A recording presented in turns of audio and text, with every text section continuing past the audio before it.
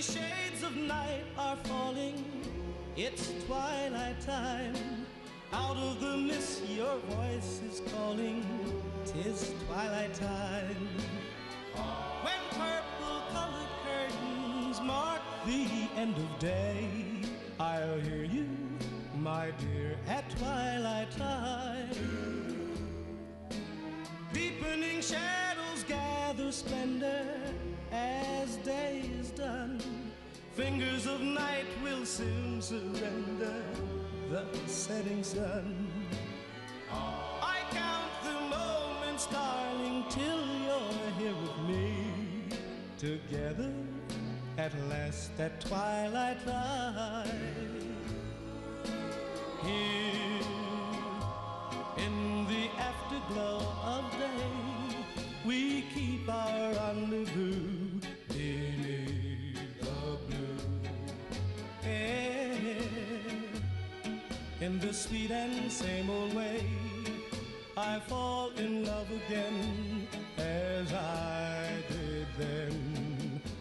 Deep in the dark, your kiss will thrill me like days of old, lighting the spark of love that fills me with dreams untold. Each day I pray for evening just to be with you. Together at last at twilight time. Here in the afterglow of day, we keep our rendezvous beneath the blue air.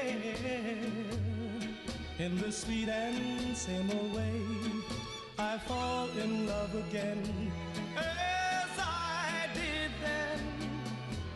Deep in the dark, your kiss will thrill me like days of old, lighting the spark of love that fills me with dreams untold. Each day I pray for evening just to be with you. Together at last at twilight time. Together at last at twilight time.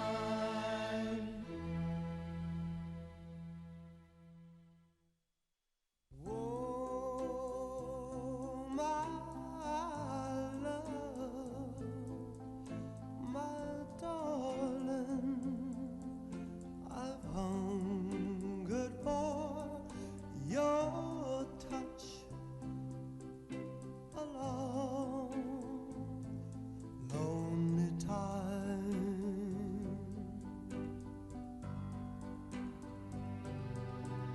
Then time goes by so slowly, and time can do so much. Are you still more?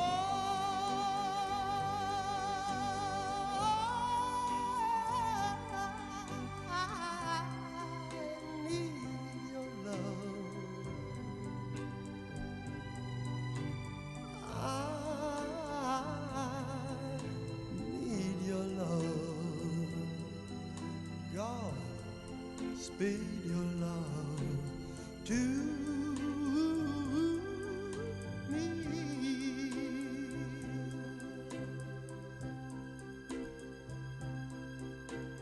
Lonely rivers flow to the sea, to the sea, to the open arms of the sea.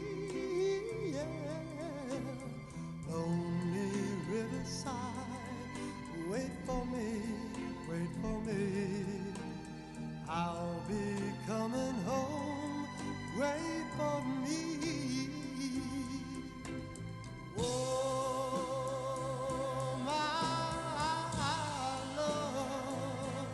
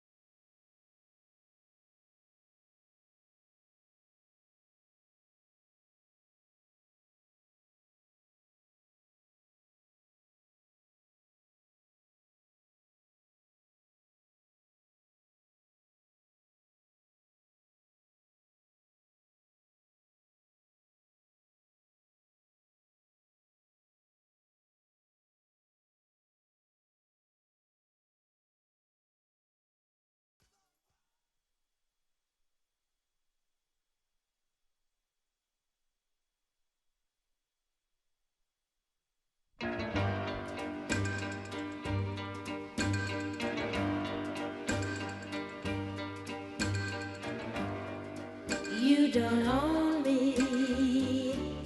I'm not just one of your many toys. You don't own me. Don't say I can't go with other boys.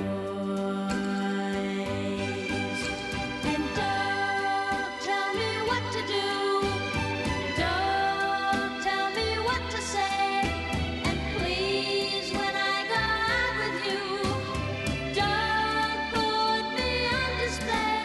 'Cause you don't own me. Don't try to change me in any way. You don't own me. Don't tie me down, 'cause I'd never stay. I don't tell you what to say. I don't tell you what to do. So just let me be myself. That's all I ask of you. I'm young and I love to be young. I'm free and I love to be free. To live my life the way I want. To say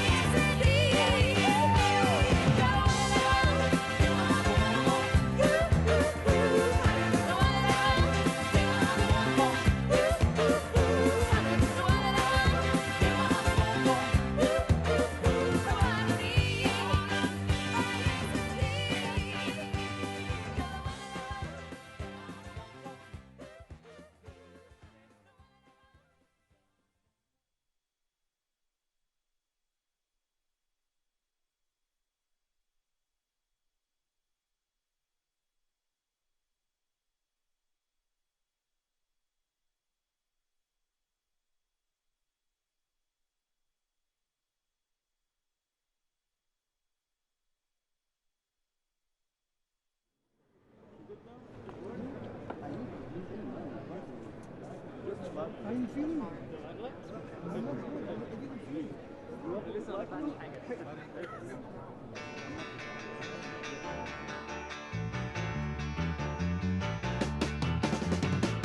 Almighty, I feel my temperature rising. Higher, higher, it's burning through to my soul. Girl, girl, girl, girl, you gonna set me on fire.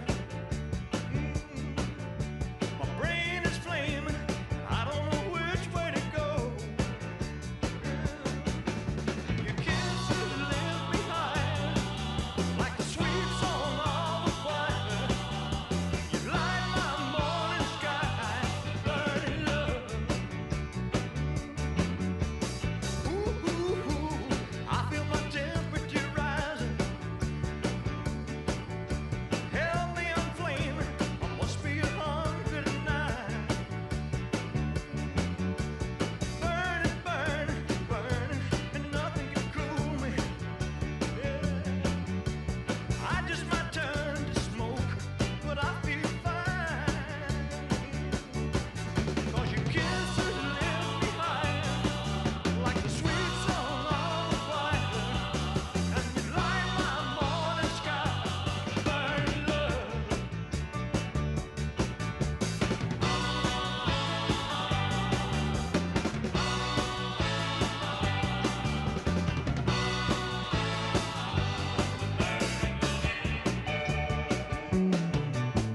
It's coming closer, the flames are now licking my body. Won't you help me? I feel like I'm slipping away. It's hard to breathe, my chest is heaving. Lord have mercy, I'm burning a hole where I lay. Yeah. Your kisses lift me higher, like a sweet song of a choir. You light my morning sky, burning love, burning love, burning love. I'm just a hunk of burning love, just a hunk of burning love, hunk of burning love, just a hunk of burning love, a hunk of burning love, just a hunk of burning love.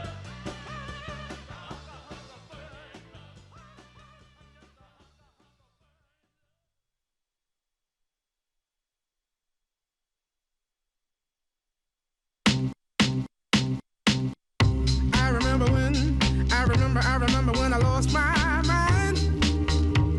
There was something so pleasant about that place. Even your emotions have an echo in so much space.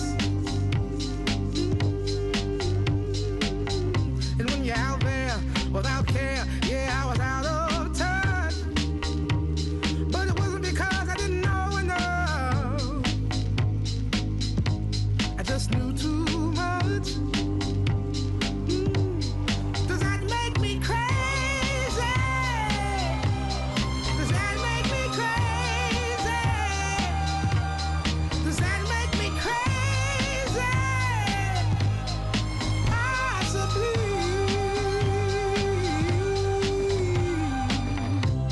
And I hope that you are having the time of your life. But think twice. That's my only advice. Come on now, who do you think you are? Bless your soul. You really think you're in control? Well, I think you're crazy. I think you're crazy. I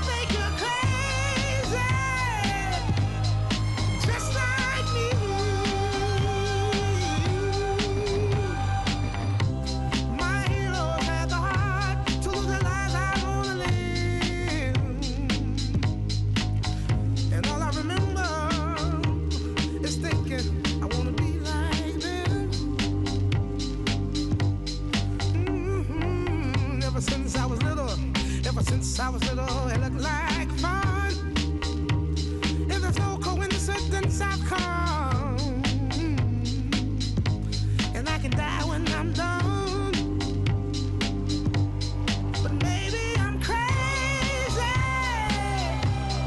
Maybe you're crazy. Maybe we're crazy.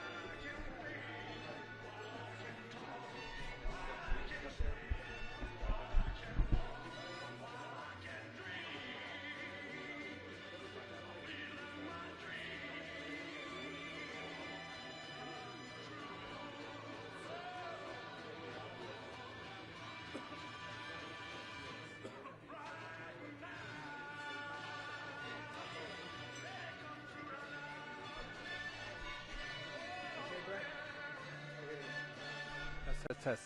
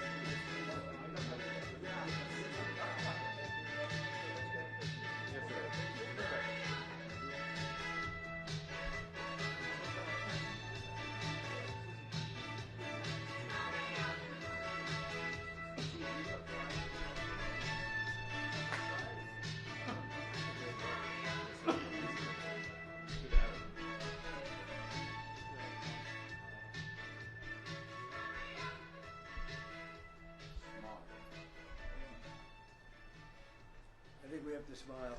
Yes. A lot of good things. Yeah.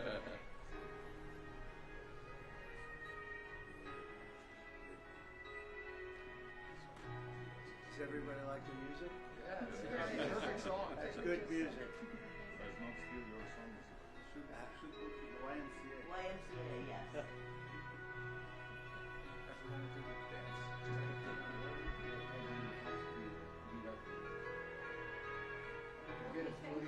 Good? Okay.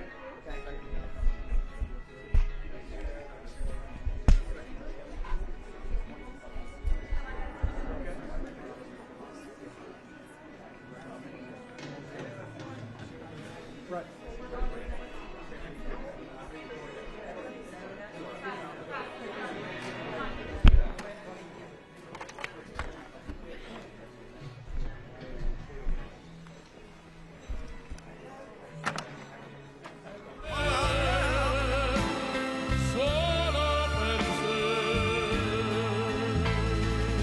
He's lost in the wilderness. It's a man's world. He's lost E non si accorge che poi non la più senza te si vive solo per sé, solo per sé, solo per sé. This is a man's world. Hi.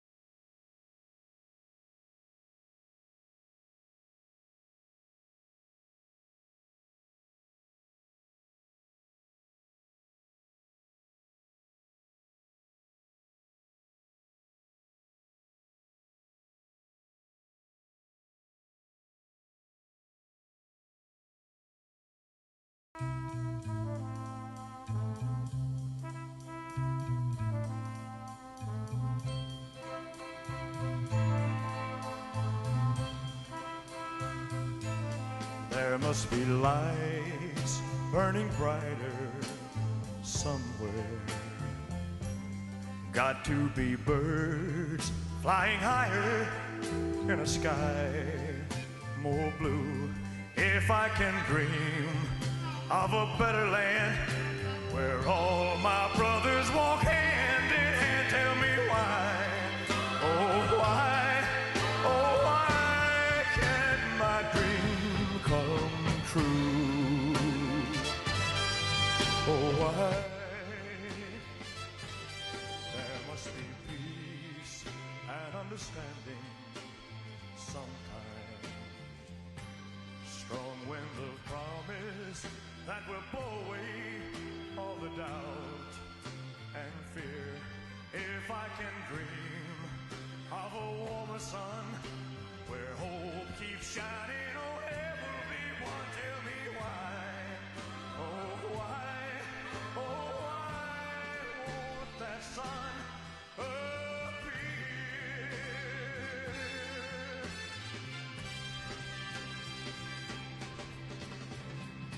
We're lost in a cloud with too much rain. We're trapped in a world that's troubled with pain. But as long as a man has the strength to dream, he can redeem his soul and fly.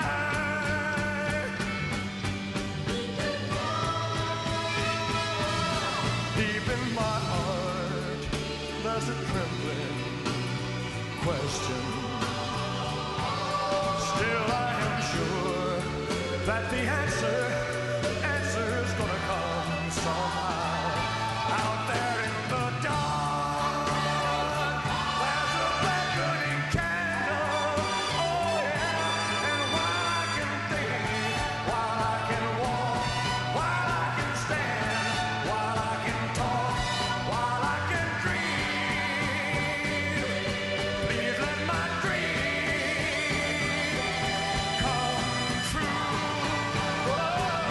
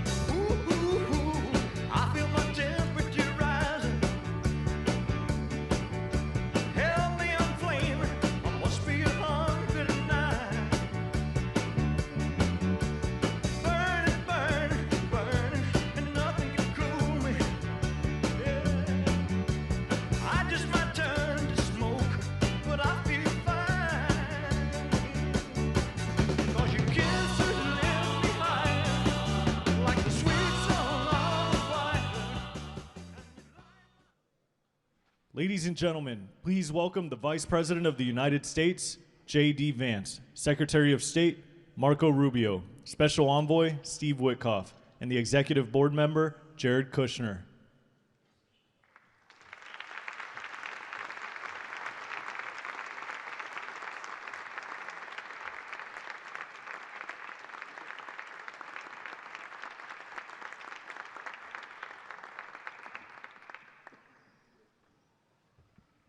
Ladies and gentlemen, please welcome the President of the United States, Donald J. Trump.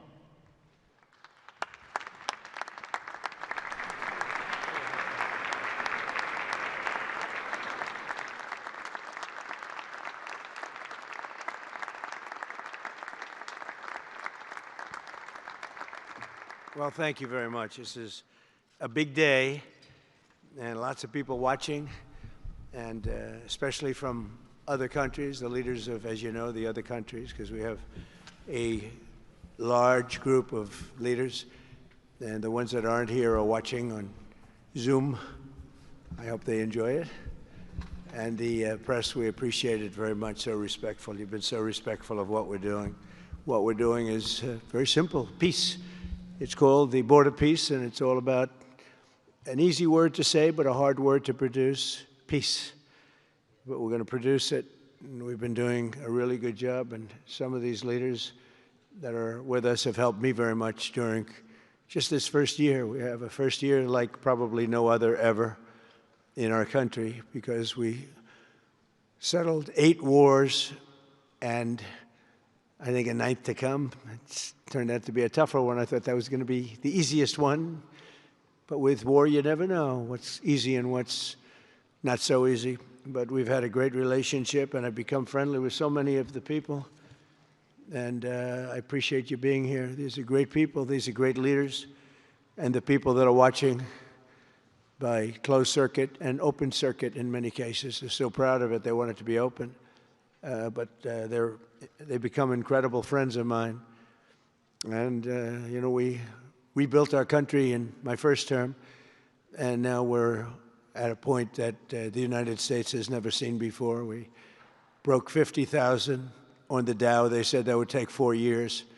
We broke 7,000 on the S&P. They said you couldn't do that within 4 years. It would be impossible. And when I came in, they were all saying, if you could get to anywhere close to 40, 45,000, it would be amazing achievement over 4 years. Well, we hit 50,000 in the first year, and we hit 7,000, which was actually tougher to do, according to the Wall Street geniuses. We hit 7,000 in the first year. They said it could take 4 or 5 years. They'd be very happy. It would have been a great job. We did it in 1. But we're doing a great job. Board of Peace is one of the most important and consequential things I think that I'll be involved in. We've been involved in a lot, and really I've been involved in a lot with the people up here. We work together on ending wars with their country. Some of the wars were 32 years long, 32, 34, and a 37. That's a long time, and we ended it in about 2 days, each one of those. But we have some other work to do, and we're getting it done. Gaza is very complex. It's been amazing. I want to thank Steve and Jared for an amazing job. Marco's over there watching. Everybody's fantastic. And JD, what a job. They were all doing. It's a team. I think it's the best team ever assembled. And you see that by the results. So today is a tremendous honor to welcome you all to the United States Institute of Peace for the inaugural meeting of the Board of Peace. Very important. I believe it's the most consequential board, certainly in terms of power. And in terms of prestige, there's never been anything close, because these are the greatest world leaders. Almost everybody's accepted, and the ones that haven't will be. You know, some are playing a little cute. It doesn't work. You can't play cute with me. But they're playing a little bit, but they're all joining, everybody. Most of them very immediately. A few that we really don't want because they're trouble. Take care of them. But this is the most prestigious board ever put together. You know, I've seen some great corporate boards. I've seen some great boards, period. it's peanuts compared to this sport, because we have virtually everyone is the head of a country other than Johnny, but he's the head of soccer, so that's not so bad, right, Johnny? I like your job the best, I think. And by the way, your World Cup has set every single ticket record in the history of soccer. In the history, nobody's ever seen anything like it. The sales are virtually complete. Nobody's ever seen anything, so congratulations. You made a good decision. We did it together. Thank you, Johnny. Great guy. So I want to thank the many leaders and dignitaries who have traveled great distances and lengths for the important gathering that we're at right now. This building was built for peace, and nobody knew what to name it. And then Marco named it after me. I had nothing to do with it. I swear I didn't. I swear. I had no idea. They said, there's a surprise coming. I didn't know that surprise. I thought they were going to give me a lot of money or something, maybe cash. Could always use some extra cash. But I came, and they stopped the beautiful beast. I got out very safely, I'm sure, and looked up, and there it said, Donald J. Trump on the building. And when I say that had nothing to do, nobody believes it, and that's okay, but I appreciated it. That was Marco and JD and a group got together, and they did that, and I just thought it was very nice. And it makes me work harder. We're going to have to work harder. We're going to have to make this building much more important. It's brand new. They built it for peace, but nobody occupied it. You know, nobody knew what the purpose of it, but the architecture is so beautiful, and it was with the meeting rooms, the reception rooms. It's really amazing. Who would think that it was built without anybody in mind or anything in mind, and then the State Department took it over. They liked it. Marco came over one day. He saw this. He said, this building is great. And he actually claimed it, right? He claimed it. And that's what he does. Where is Marco? I said, Marco, is that true? You claimed this building. You took it away from about 5 groups that wanted it. That was done very quickly, very methodically. But it was really, really built so beautifully in such a beautiful building. But we worked together to ensure the brighter future for the people of Gaza, the Middle East, and the entire world. I think that the Board of Peace, because it's mostly leaders and unbelievably respected people, but mostly leaders of Middle Eastern countries, countries from all over the world, and they've been very generous with money also. And the United States, which I'll say in a moment, is also very generous with money because there's nothing more important than peace. And there's nothing less expensive than peace. You know, when you go to wars, it costs you 100 times what it costs to make peace. We have a man at the end right there that's smiling because you learned that after 30 years of fighting, right? 30 years of fighting, we got it done. I want to thank you very much. That was a great thing you did. You and your new friend, they came to my office and they said, I've been fighting for 22 years. Now you're there for 23 years, right? But I've been fighting for 22 years. That's all I've done is fight this gentleman. And his counterpart was there for 7 years. He said, I've been there for 7 years. All I've done is fight this gentleman. And we had it worked out in about 24 hours, right? And it's been a good peace. And I think they've become friends. I'm not sure I'm allowed to say that, but I think so. I think they've become friends, right? Right. Great. Stand up. Stand up. These are 2 tough cookies, too. You think that was easy? It wasn't easy. These are 2 tough people, good people, but tough people. But, you know, we're in the Oval Office, and we were getting near. But the one was at one side of the room. I have 2 chairs right in front of the desk, the beautiful, resolute desk. One's over here. One's on the other side of the room. I said, folks, could you get a little closer? Well, I don't know. They felt very uncomfortable. You know, they've been killing each other for 32 years. So I say, can you get a little closer? After 1 hour, they were right next to each other. We made a deal. They hugged, they signed, and we had peace with 2 very important countries, and I'll never forget it. So they started off a little weak, and they ended up really strong, and you can be very proud of yourselves. It was a beautiful thing to see. Thank you. Look at that. Do you believe it? 32 years. Thank you. Thank you very much. But we're honored to be joined today by Prime Minister Rama of Albania. President, where is President Millet? You're another one, I'll tell you. Where is President Millet? I endorsed him. I'm not supposed to be endorsing people, but I endorse, when I like people, you know, I've had a very good record of endorsing candidates within the United States. But now I endorse foreign leaders, including Viktor Orban, who's here, and others. And I endorse this gentleman, Millet. He was a little behind in the polls. He ended up winning in a landslide. I just endorsed the Prime Minister of Japan. She was in a tight race, but was probably going to win, and she won in the largest number in the history of Japan. So she likes me a lot. But it was an honor, and you're doing great. Oh, look, they're sitting right next, Victor. I think, but ultimately, I think I'm going to end up endorsing. Hey, look, as long as it works, it's okay with me. But the endorsement seems to be working in foreign countries, too, so that's good. But nice to have you both. Victor, nice to have you both. Very proud of you. The Prime Minister of another, really just a great guy, Pashinyan of Armenia. President Aliyev of Azerbaijan. I love saying that name now, you know. At the beginning, it was giving me a hard time. Now I love saying it. It's a beautiful name. I love it. His Majesty King Hamad bin Isa Al Khalifa of Bahrain. Bahrain. Thank you. Thank you. Where are you? Where are you? He's so rich, he can sit there. He can sit wherever the hell he wants. You know, he could sit up in the corner. He could sit up top. He might take a piece of this building, Marco.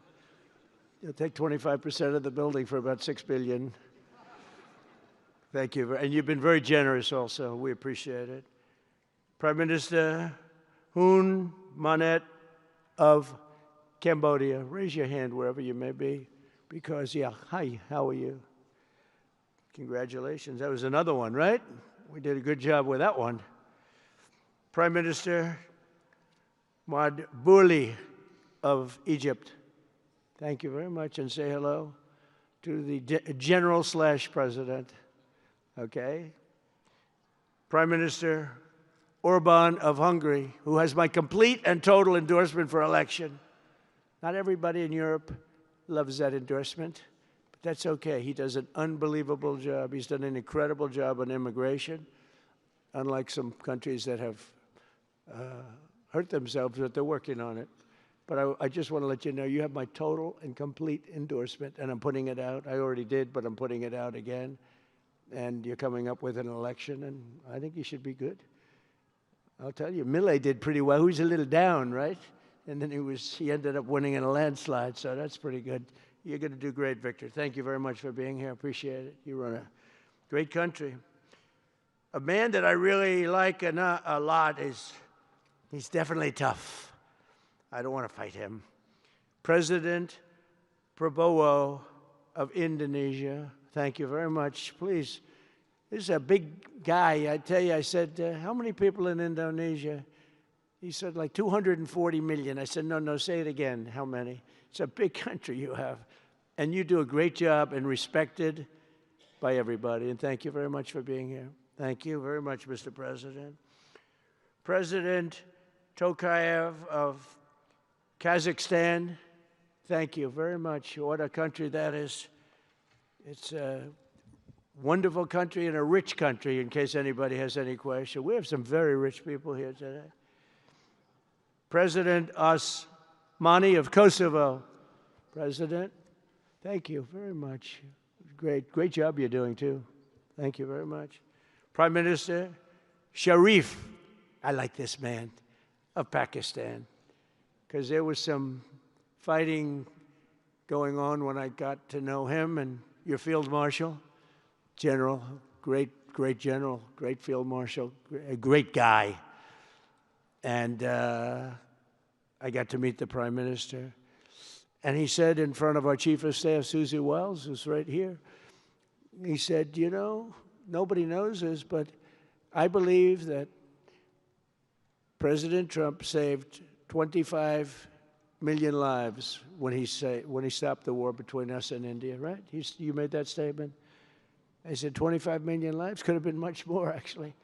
But it was really a beautiful thing. You said that in front of a group of people they walked out. They don't think about it, but you're talking about that kind of lives.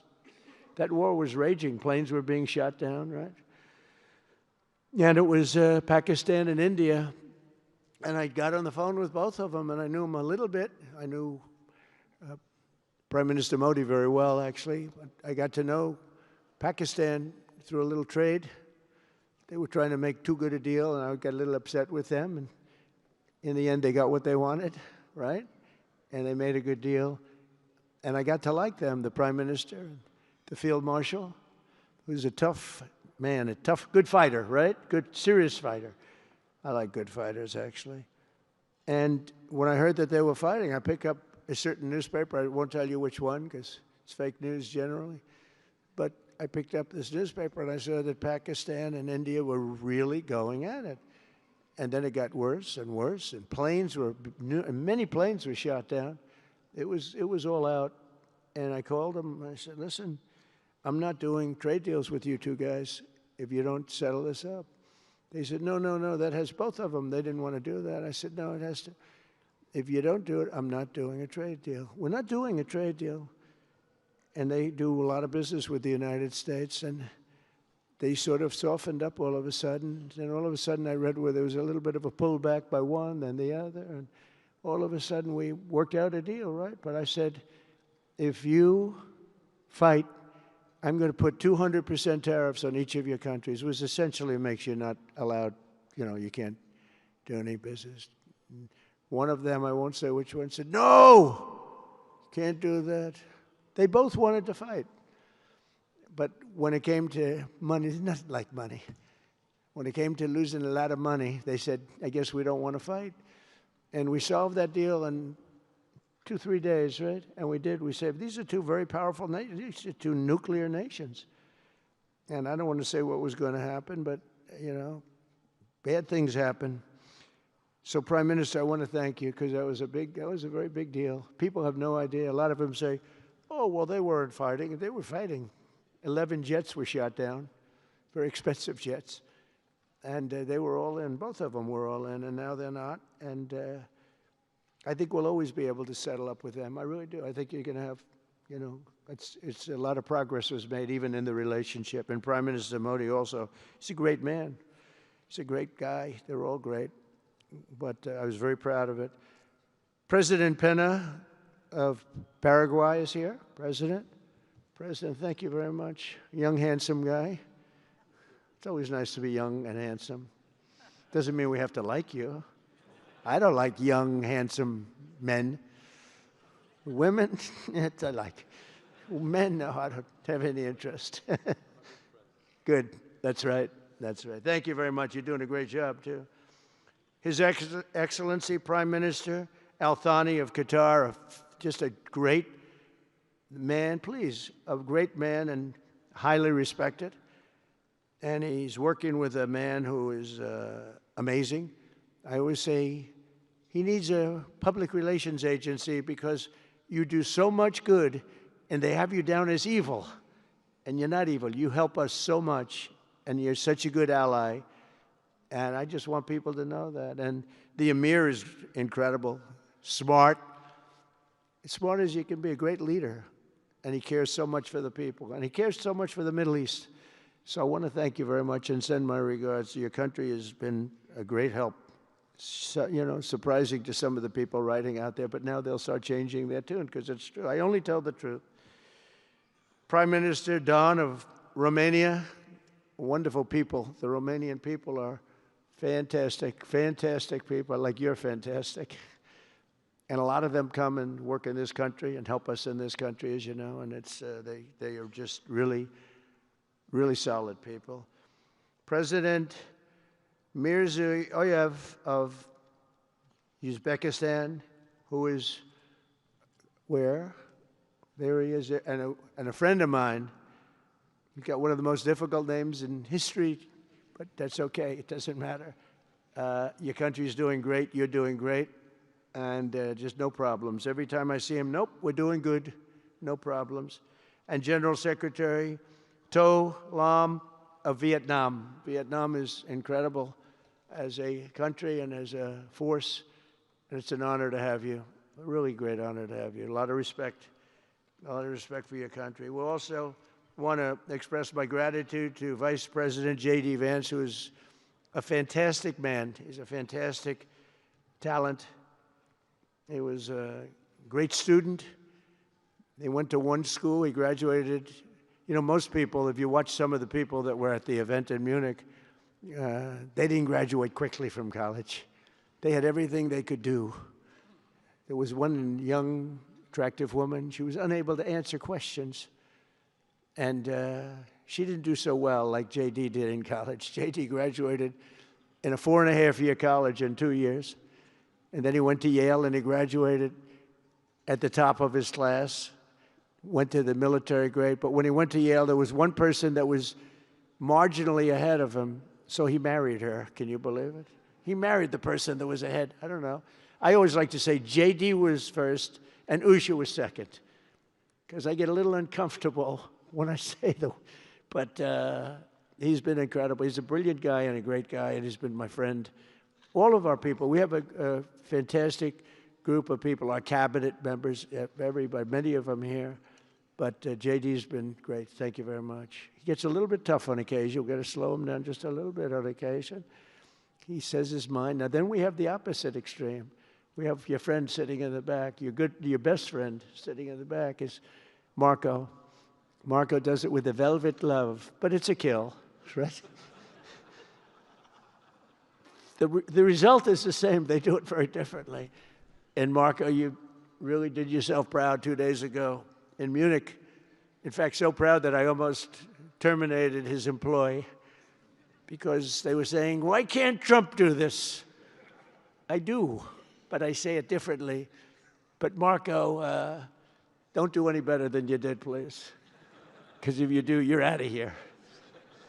But no, I want my guys to do great. And the acclaim he's gotten and the acclaim J.D. gets is great. We have smart people. And when you see the representatives there, like Gavin Newsom, he didn't know what he was doing. They didn't even know why. He didn't know why he was there. Or AOC, she was unable to answer a simple question. And she could have said, well, I'm studying it, and I'll report back to you next week. You know, you can get away with that. But she just went, it's actually, I think it could be a career-ending answer, because for 25 years, anybody running against her, I think Susie is going to use that little piece of stuff. It was not good. It was not good. That was not a natural. So I want to thank J.D. I want to thank Secretary of State Marco Rubio. They're extraordinary. I want to thank Special Envoy for Peace, Steve Witkoff, who has been unbelievable. You know, I took Steve because I was a developer in New York, really successful, actually much more successful than Steve, but I don't want to say that. I'm not going to say that, Johnny. I refuse to say it. But I saw something in Steve. Steve's a great negotiator. Everybody loved him. All these developers, and they're tough. You know, New York developers tend to be on the tough side. And, you know, most of them hate each other. Like a lot of the people in this room hate each other. You know, it's sort of natural, I guess. But we're bringing love back into the room like the old days. But everybody loves Steve. Every developer, the worst, most evil people, horrible human beings, actually. And they love Steve. So I remember this, and we had some conflicts, to put it mildly, in the world. And I said, Steve, how would you like to be Henry Kissinger Jr. that doesn't leak? And he said, are you a leaker, Steve? No. He didn't even know what the word meant, and it's true.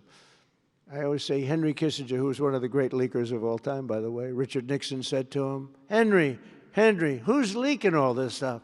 I don't know, Mr. President. It was Henry. It was like, these are little stories I like telling you. But Steve has been unbelievable. Everybody likes him.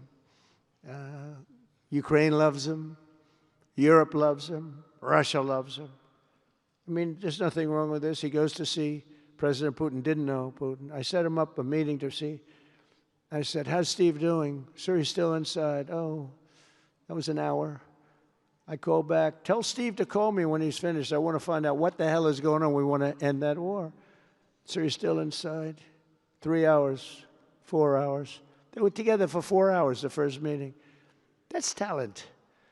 And they get along. I mean, people like or don't like Putin or Zelensky. They get along. Same thing with Zelensky. I mean, they all love Steve, and Steve's doing a great job. That's a tough one. That's a much tougher one.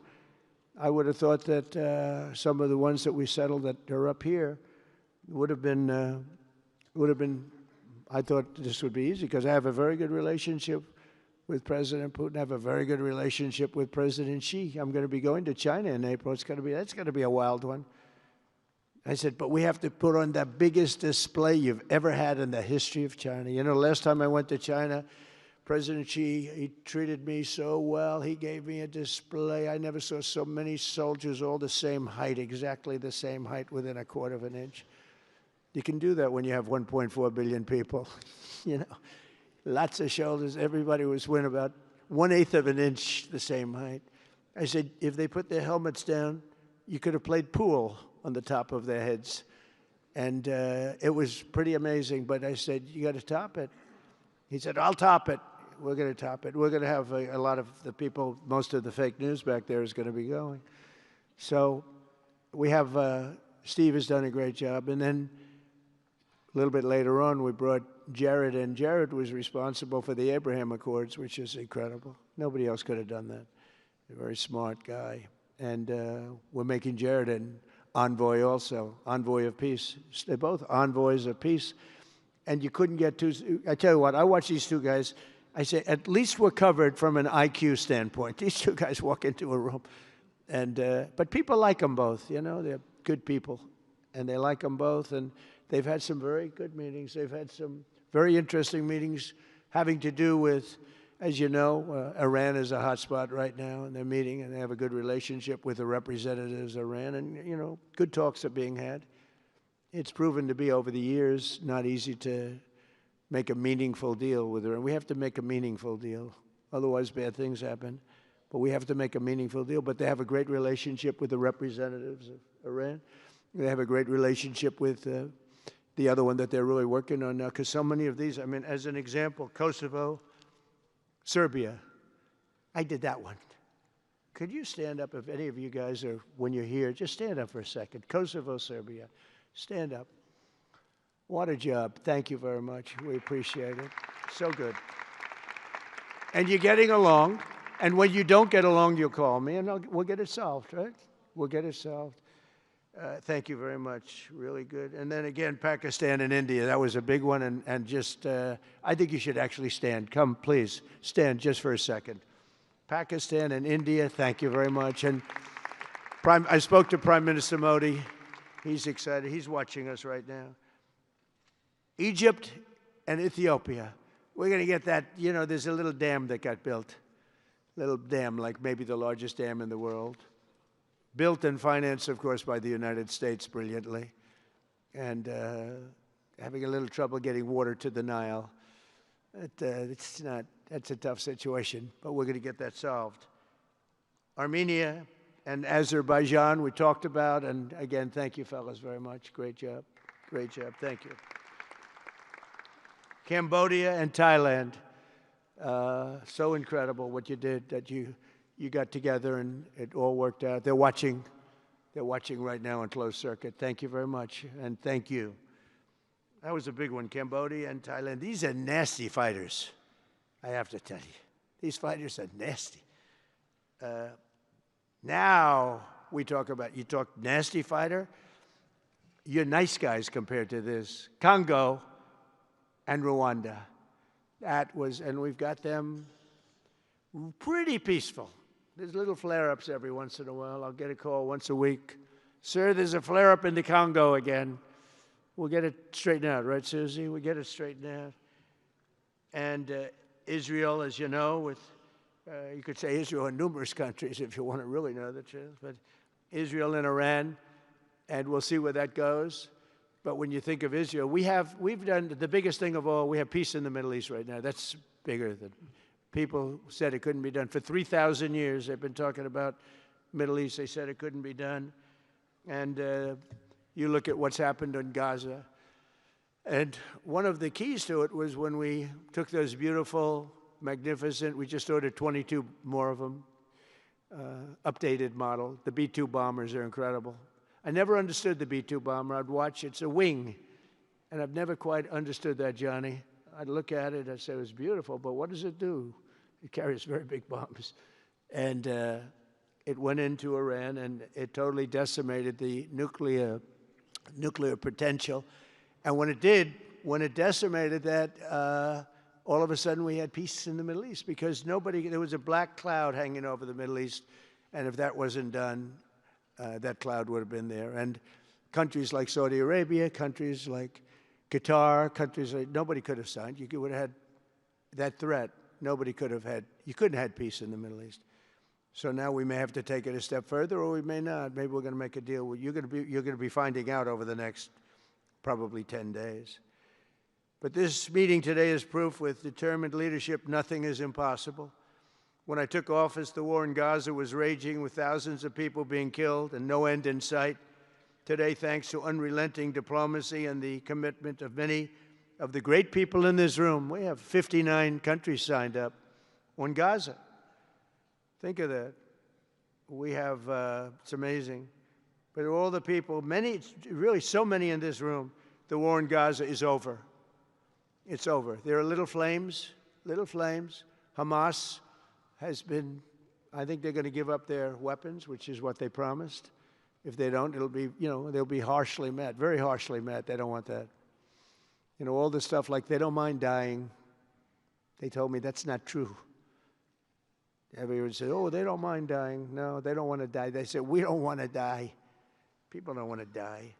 The ceasefire was held, and every last remaining hostage, both living and dead, has been returned back home. Think of that. That was an impossibility.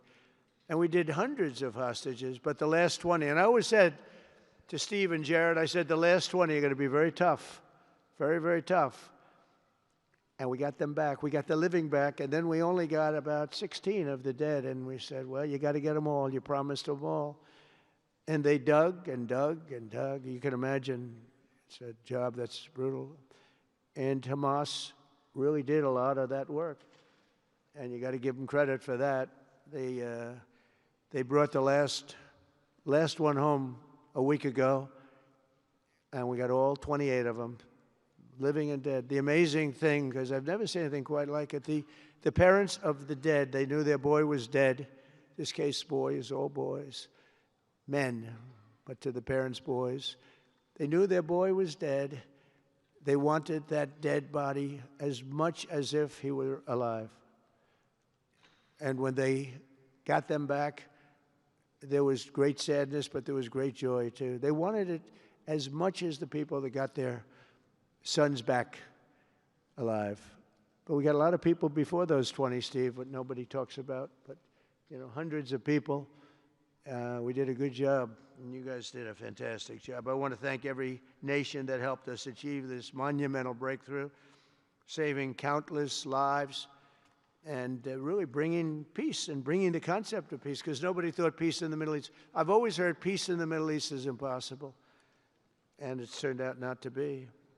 And we do have some work to do with Iran. They can't have a nuclear weapon. It's very simple. You can't have peace in the Middle East if they have a nuclear weapon. And they can't have a nuclear weapon, and they've been told that very strongly. Since the hard-won ceasefire of last October, the United States and our partners have facilitated the delivery of vast amounts of humanitarian aid, numbers that nobody's ever seen before. In November, the United Nations Security Council unanimously approved the Board of Peace. And last month in Davos, we welcomed over 24 members to this very important new organization. And we are very closely working with the United Nations. In fact, I'm going to speak to the Secretary General in a little while. He's a good man. And I've had a good relationship. Other than in my last speech, they did turn off my teleprompter. I got up there. My teleprompter didn't work. I'm sitting in front of all of you people and more. I had no teleprompter. I knew I was in trouble because I'm walking up. The teleprompters are over here. I had the most beautiful speech ready. Yeah, I was all set to knock them dead. First, I had an escalator that stopped. You know that. It's going up. Boom. It's lucky my movie star first lady was in front of me because I put my hand on a certain part of her body, and I was able to stop my fall. Otherwise, because she had no trouble. I said, boy, that was a very sharp stop, Johnny. So I said, that was strange. I've been on a lot of escalators. It's never happened before. Usually it stops very slowly. This was just boom. But our first lady was right in the proper location for me. I'm waving to people, and she was holding on a little tighter. She knew what was happening. She did. She said, that's a very successful movie out right now, like #1. Can you believe this? And she's a big movie star. And I always say it's trouble because I always say there's not room in one family for 2 stars. I told her that. We can't have 2 stars in one family. So I don't know what that means, but it's not good. But it is good because we're proud of her. She did people in the United States love the First Lady, and she did the movie, and it's become the biggest selling documentary in 20 years. Can you believe? The theaters are all packed. Women especially, they go back and they see it 2 or 3 times, 4 times. But together we're committed to achieving a Gaza that is properly governed throughout. The whole area is going to be, so many countries that have really nothing to do with the Middle East, but they're maybe somewhat close by. They're all involved. They want to go in and fight. They tell me all the time, we'd like to send soldiers to fight if it's necessary. And I don't think it's going to be necessary. We have 2 countries that want to go in and do a number on Hamas. I said, I really don't think I hope it's not going to be necessary, because they made a promise, and they promised me get rid of their weapons. Looks like they're going to be doing that, but we'll have to find out. But it's no longer a hotbed of radicalism and terror.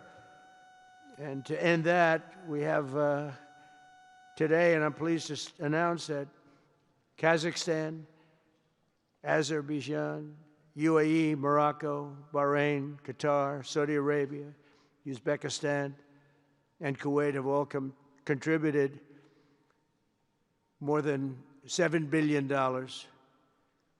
toward the relief package. That's great. Thank you, fellas. Thank you.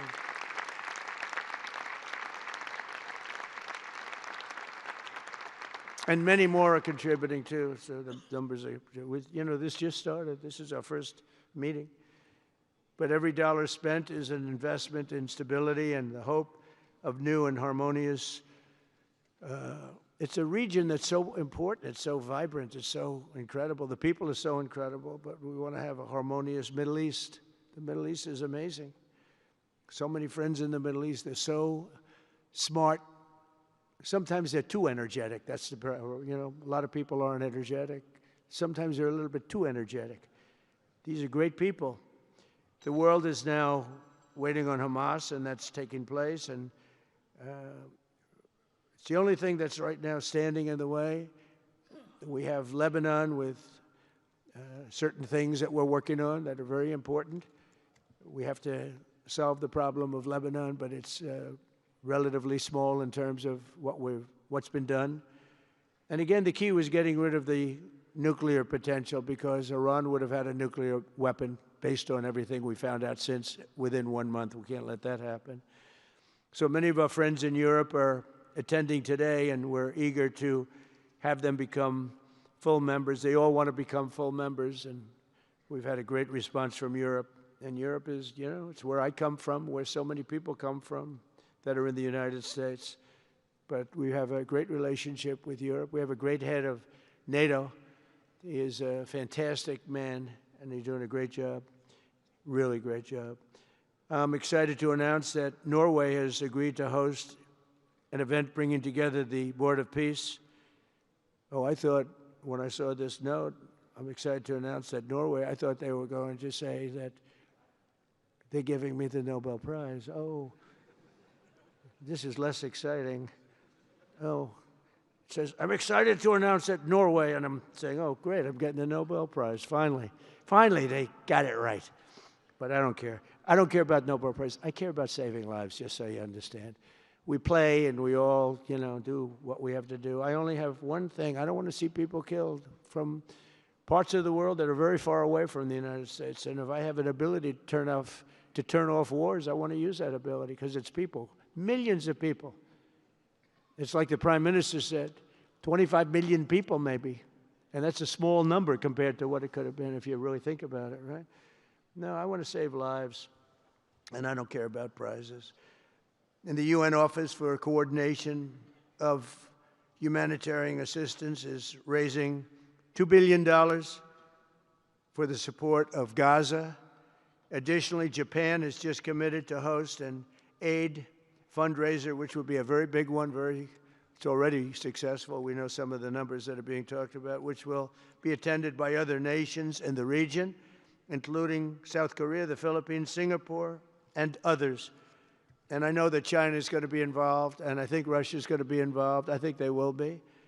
I want to have everybody, get all sides, because it doesn't help when you have all sides with one ideology. You have to have everybody together for this.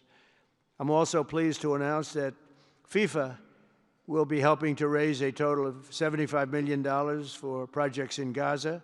And I think they're soccer related, where you're doing fields and you're getting the greatest stars in the world to go there. And people that are bigger stars than you and I, Johnny. I hate to say it. You know, I met one of your great stars who came to the White House, as you know. And my son was very excited. These are great people. These are great people. And Johnny's going to bring the stars to the area. And they're really known. People in Gaza know every one of them, right? You know?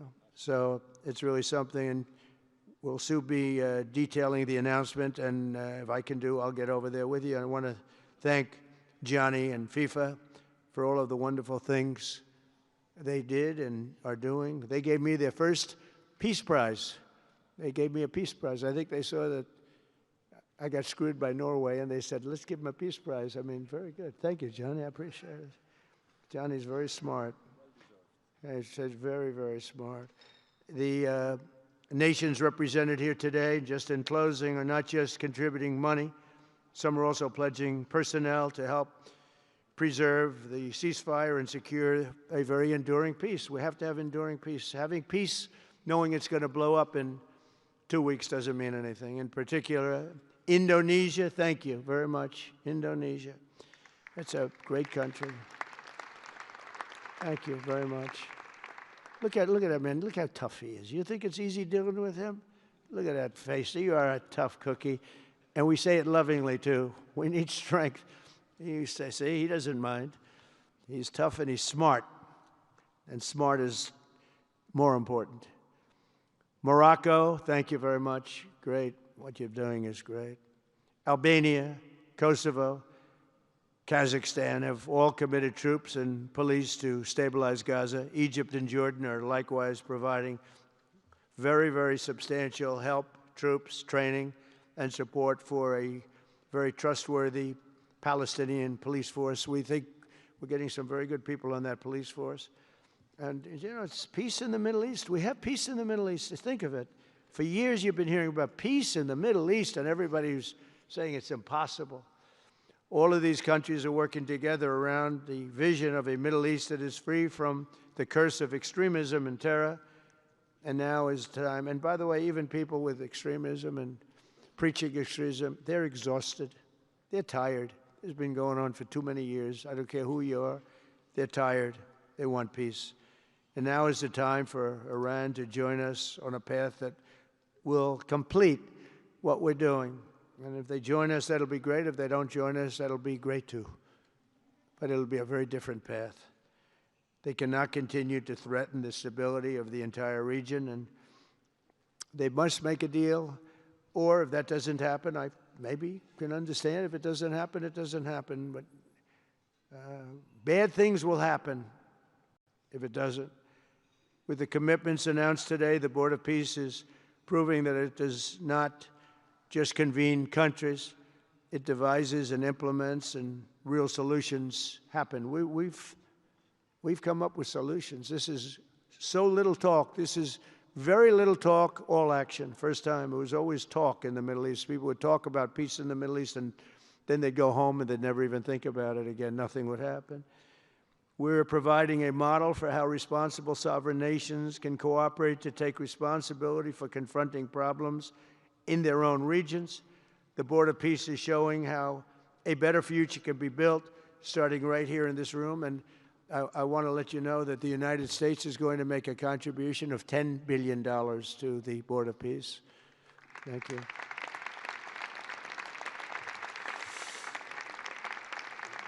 And we've had great support for that number. And that number is a very small number when you look at that compared to the cost of war. That's 2 weeks of fighting. It's a very small number. It sounds like a lot, but it's a very small number. So we're committed to $10 billion. Together we can achieve the dream of bringing lasting harmony to a region tortured by centuries of war, suffering, and carnage. They say 3,000 years.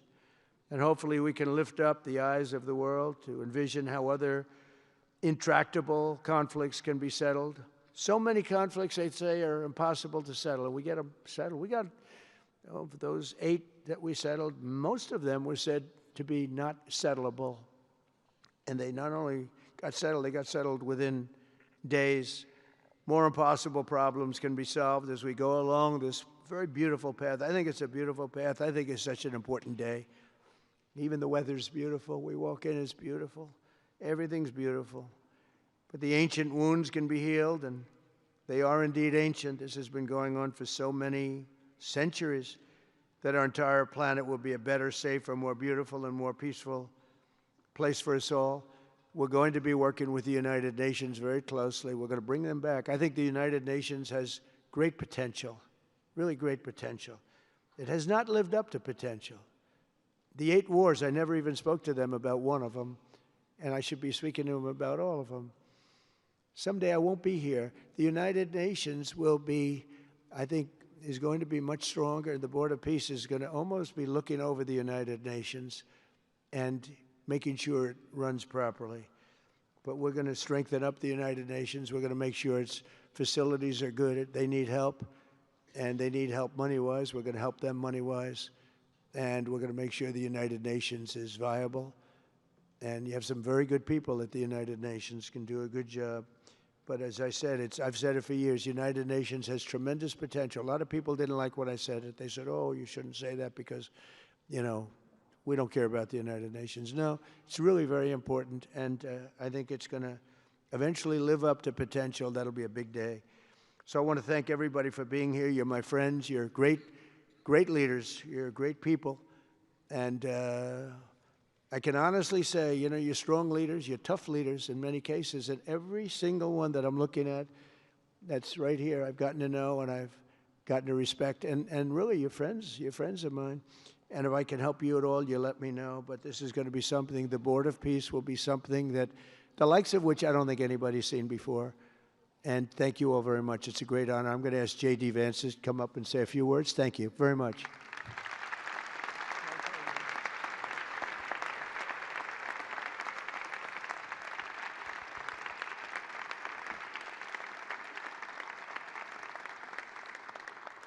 Well, thank you, Mr. President, very much for your leadership, but also for the kind words about me personally.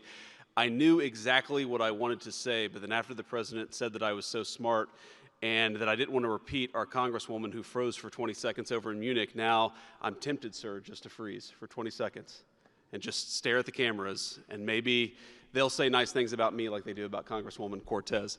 But I have 3 very brief messages. First of all, to the President of the United States, but to the entire team, to Marco, to Steve, to Jared in particular, who've done such an incredible job.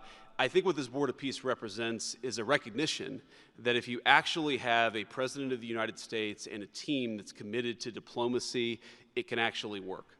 When I look at what happened to Israel on October the 7th, all those innocent people who were murdered, the fact that you had all of these hostages, and of course, a terrible war that came from it, I remember thinking to myself, how is it ever going to be possible to get these hostages home safely, to make it possible for the people of Gaza to actually have a reasonable future, but also to ensure that Israel is never attacked again? It turns out the answer was you just needed a president who was committed to the effort and committed to the work, and that's what we had, thankfully, under the leadership of this president.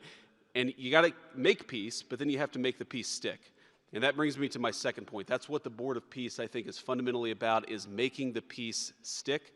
And it's an incredible thing that you guys have all done. So to all of the leaders gathered here today who are investing in the future, who are investing in peace, we're grateful to you. We're grateful for your partnership. And in particular, I think to the President of Azerbaijan and the Prime Minister of Armenia, who I just saw last week, thank you all for making it possible and for showing what real leadership can accomplish. When you set aside weapons and killing and destruction and invest in your people and invest in prosperity, it can create great things. So thank you both for what you did. I think it showed great leadership. And finally, to the American people, I think it's important that the American people recognize why we're here today. And the reason that we're here today is, yes, to save lives and yes, to promote peace, but this creates incredible prosperity for the American people. The countries represented here represent trillions of dollars of investment in the United States of America that would not have been possible without this president's leadership and advocacy for peace. The economies here represent millions of American jobs of people who are receiving products built in American factories and made by American workers would not be possible without a focus on peace. So, Mr. President, while I think this is great for the world, I also think it's really, really great for the United States of America, so we're looking forward to the partnership. With that, I want to turn it over to the MC for the rest of the program, and that is our great press secretary, Carolyn Levitt. Thank you.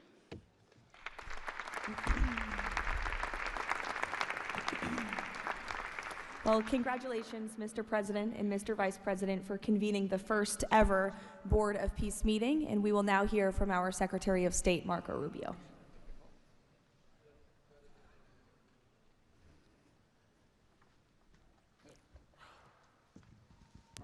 I'll be brief and to the point. We want to talk a little bit about the strategic vision of this organization and begin doing so by first acknowledging that we are here today because the President of the United States, Donald J. Trump, has both an ability and a willingness to use the power of his office to think outside the box.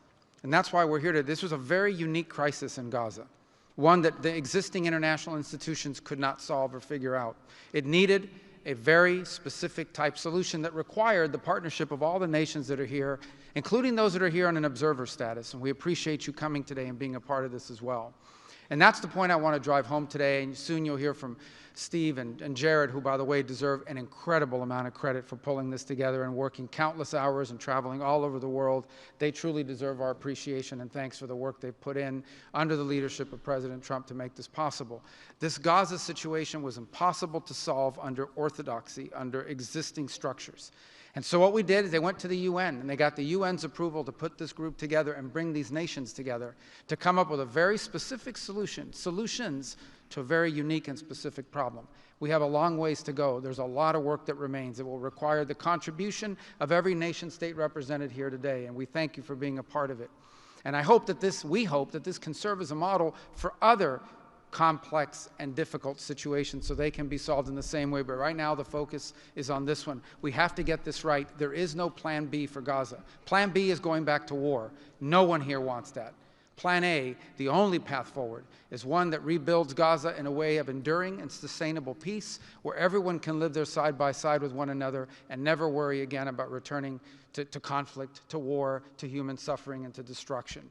And again, Mr. President, thank you for having the vision and the courage to pursue something that has never been done before, and we're not done yet.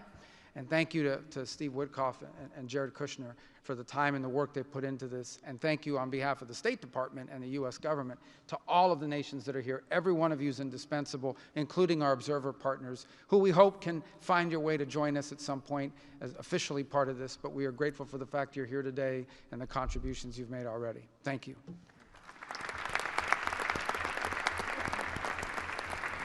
Thank you, Marco. We will now hear from our special envoy, Steve Witkoff.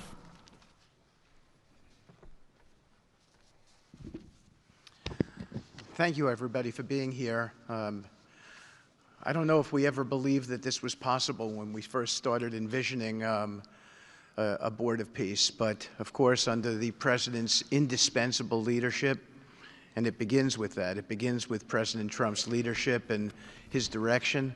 We are here today, and it's pretty amazing. I think we have some people to thank.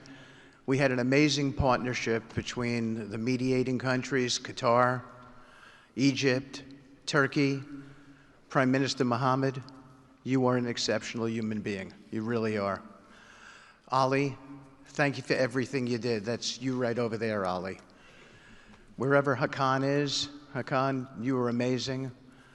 And so was Ibrahim and President Erdogan, and of course, to the Egyptians, Badr, I know you're smiling because we went through so much. And General Hassan was amazing. We all became friends here. And Prime Minister Sisi, President Sisi, pardon me, and so many others. But our team, JD, your insight, your counsel, and Marco, you're an amazing secretary, and it's a privilege to work for you. And Jared, you are my dear friend and the best partner I ever had. You are an amazing person. But Mr. President, it is my greatest honor to work for you. It is the blessing in my life. I've had many blessings. I don't have to be a practicing lawyer anymore, but this is my greatest blessing. But I also have to mention one other person who is important to this discussion. Oh, the Israelis, I forgot. Prime Minister Netanyahu. Without him, much wouldn't have been accomplished as well. And that's really important that we acknowledge him here today, and Ron Dermer. But a person who doesn't care much about the acclaim we have to acknowledge too, and that's you, Susie. Because I would come back and you would say to me on every trip, what can I do for you? This matters. And you are an inspiration for all of us. So I thank everybody, and let me get on to, am I going on to the next slide? Sure. Caroline? Sure.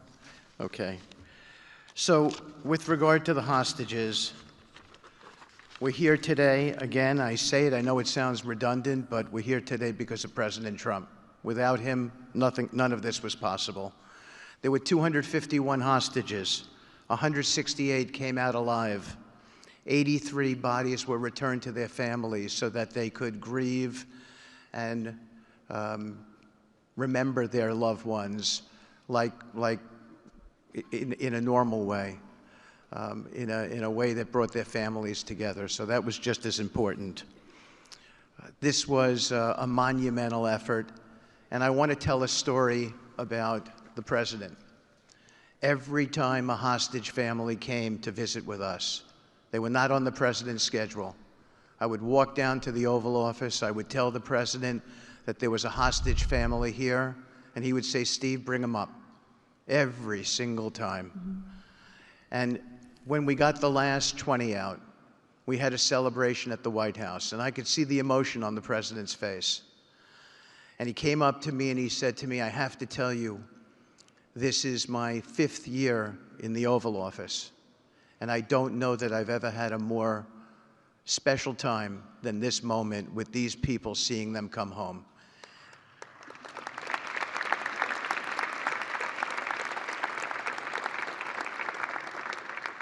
And I said to the president, you have to look around because none of them would be home without you, sir.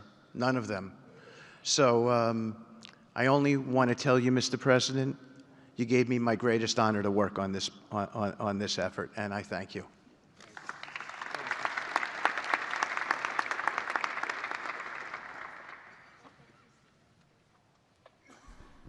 Thank you, Steve. Now you're going to hear directly from the team that has been tasked with implementing President Trump's 20-point plan for Gaza, beginning with our ambassador to the United Nations, Mike Waltz.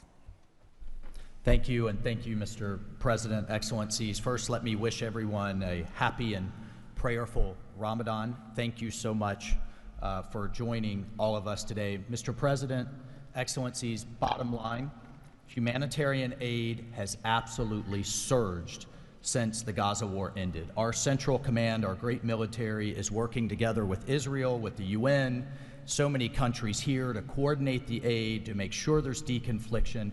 Over 70 countries now are participating in our Civil Military Command Center, and here are the results. Aid is up.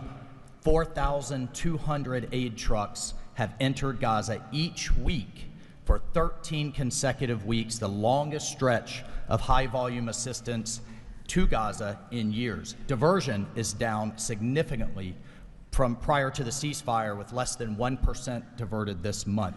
Food supplies are way up. We are reaching the full 2.1 million Gazans with aid, up 5 times from the delivery levels before the ceasefire. The percentage of households experiencing severe hunger has dropped from about 30% to down to 1%. As of this past February, drinking water has doubled, and child malnutrition has been cut in half. If we could go to the next slide. Mr. President, only under your leadership and this great team could we bring together the United States, Israel, Egypt, Jordan, the UAE, the United Nations agencies. Mr. President, bottom line, like you, this is a board of action, not a board of endless talk or speeches, and these results are a true testament to your leadership and the leadership of this great team. We are saving lives, and it's an honor to be a part of it. Thank you, Mr. President. Dr. Ali Shaith. It is my honor to be here representing the National Committee for the Administration of Gaza. Thank you, President Trump, for your leadership, for your continued efforts. A new governing authority is now in place for Gaza, with a clear mandate and a clear commitment to establishing development and stability. However, we are operating in extremely difficult conditions. Large parts of Gaza Strip are severely damaged, destroyed actually. Humanitarian needs are acute. Law and order remain fragile. This is not normal operating environment, President, which is precisely why discipline and prioritization matter. Our priorities, therefore, are defined into 4 categories. First, restore security via professional civilian police under one authority, one law, and one weapon, including training and developing 5,000 Gazan police to be deployed in 60 days. Secondly, revive economic activities and livelihoods, creating decent jobs, especially for our young population. Thirdly, ensure sustainable emergency relief as described earlier. Fourthly, restore basic services including electricity, water, health and education, and last but not least, the access and movement.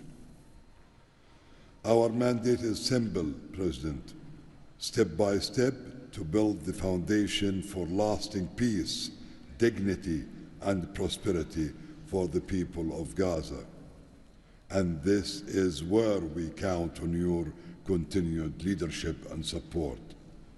Blessed the peacemaker. Thank you.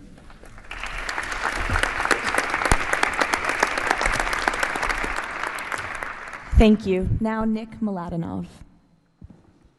Thank you, Caroline, and thank you, Mr. President.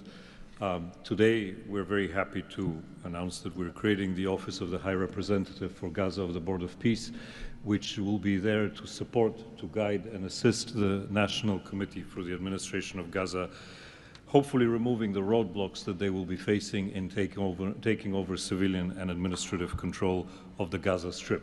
We plan to work in full transparency under the guidelines of and supervision of the Board of Peace and the Executive Board.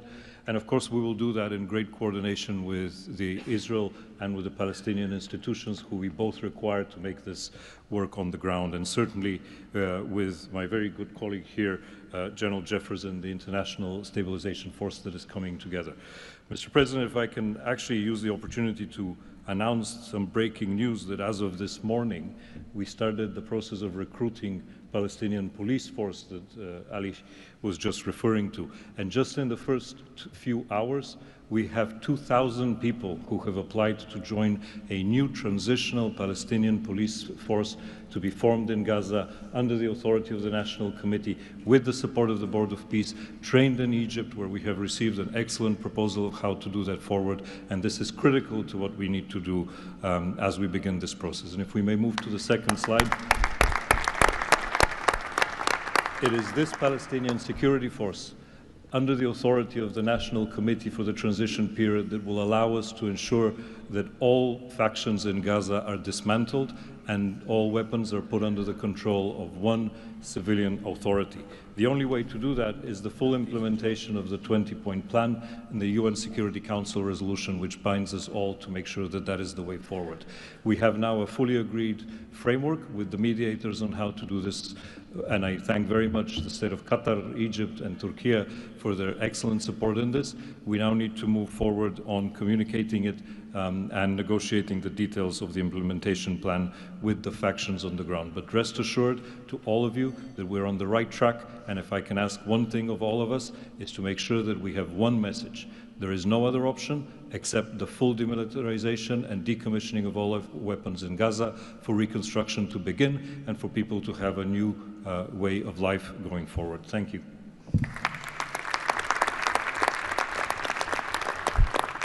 Thank you, Nick, and congratulations. Now, Major General Jasper Jeffers. Thank you, Caroline, Mr. President. It's an honor to be here today as the ISF commander. The ISF will do two things: stabilize the security environment in Gaza and enable civilian governance as established by the National Committee. For the last few months, we've had a team on the ground of U.S. military experts preparing the infrastructure for the ISF. This team's already operating from a combined joint operations center that's going to be the headquarters for the entire ISF. As you can see on our map, our plan is for the ISF to be assigned in 5 different sectors, each sector receiving 1 ISF brigade. In the short term, we plan to deploy to the Rafah sector first, in addition to the training of police. Midterm objective is to continue to expand sector by sector, all moving to our long-term 12,000 police and 20,000 ISF soldiers. I'm incredibly pleased to announce today that the first 5 countries have committed troops to serve in the ISF: Indonesia, Morocco, Kazakhstan, Kosovo, and Albania. And 2 countries have committed to train police: Egypt and Jordan. I would also like to announce that I have offered and Indonesia has accepted the position of Deputy Commander for the ISF. With these first steps, we will help bring the security that Gaza needs for our future prosperity and enduring peace. Thank you.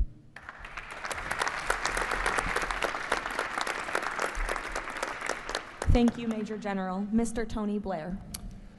For decades, Gaza's governance has been characterized by extremism, corruption, ineffective institutions, and the complete absence of a route to prosperity for the Gazan people. Yet, as President Trump recognized, its potential has always been vast. 25 miles of Mediterranean coastline, proximity to great regional and global markets, and a young, dynamic population with a median age of 19. So today we set out profound changes necessary to rebuild Gaza for Gazans. Gaza not as it was, but as it should be, including its governance. Effective public institutions serving the people, a business environment where enterprise flourishes, an education system educating the young for tolerance and achievement, and a tech-enabled society making the most of the digital revolution. This is a vision of Gaza as part of a Middle East at peace. Not a phony piece of declarations no one means and agreements no one intends to keep, but a genuine commitment to a region where, whether you're a Muslim, Jew, Christian, of any faith or none, you can rise by your own efforts and feel your government by your side, not on your back. That is the vision behind President Trump's 20-point plan for Gaza, and it remains the best, indeed the only hope for Gaza, the region, and the wider world.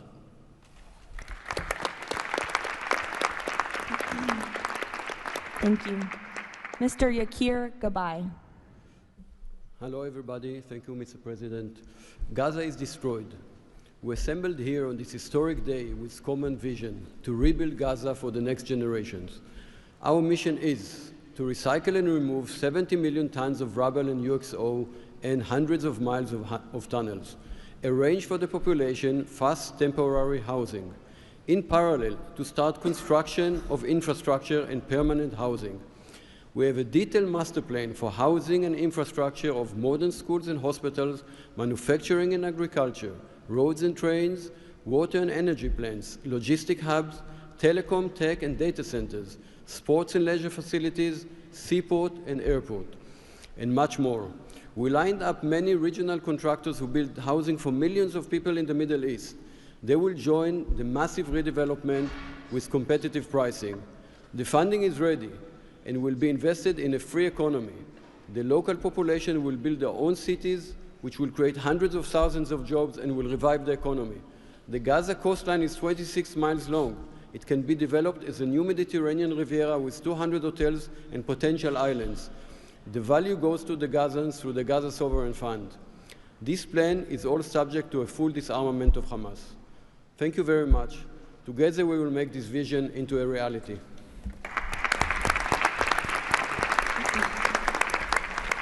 Thank you. Mr. Liren Tanmin. When we asked the NCAG what Gaza needs to unlock its potential, the answer was clear. Reconnect Gaza to the world, digitally and economically, and replace corruption with an open, tax-free system. Gaza was once a vital trade hub between Asia and Europe. Reconnection is a return to its roots. Even the word gauze comes from Gaza, where silk was woven and exported to Europe. So, we brought together Palestinian, Arab, and American partners to deliver practical solutions. By July, Gaza's 2G network will be upgraded with free, high-speed access to essential services. The NCAG is building a secure digital backbone, an open platform, enabling e-payments, financial services, e-learning, and healthcare with user control over data. This effort is supported by our regional partners, and I believe you will hear some exciting news from them on that later today. In parallel, we're advancing an Amazon-like logistics system to help Palestinian launch businesses import globally and trade securely. This will lower prices, drive growth, and help transform Gaza into an open, transparent, corruption-free economic zone. Thank you. Thank you. Mr. Mark Rowan. Mr. President, distinguished leaders, the goal is simple. Take the momentum all of you have provided and build it into something that is not just temporary relief, but something that provides a long-term foundation that will enable many of the goals we've spoken about today to be achieved. We plan to do this by gathering Gaza's productive assets in one unified structure. This will allow independent, professional, conflict-free management of the resources to benefit the Gazans.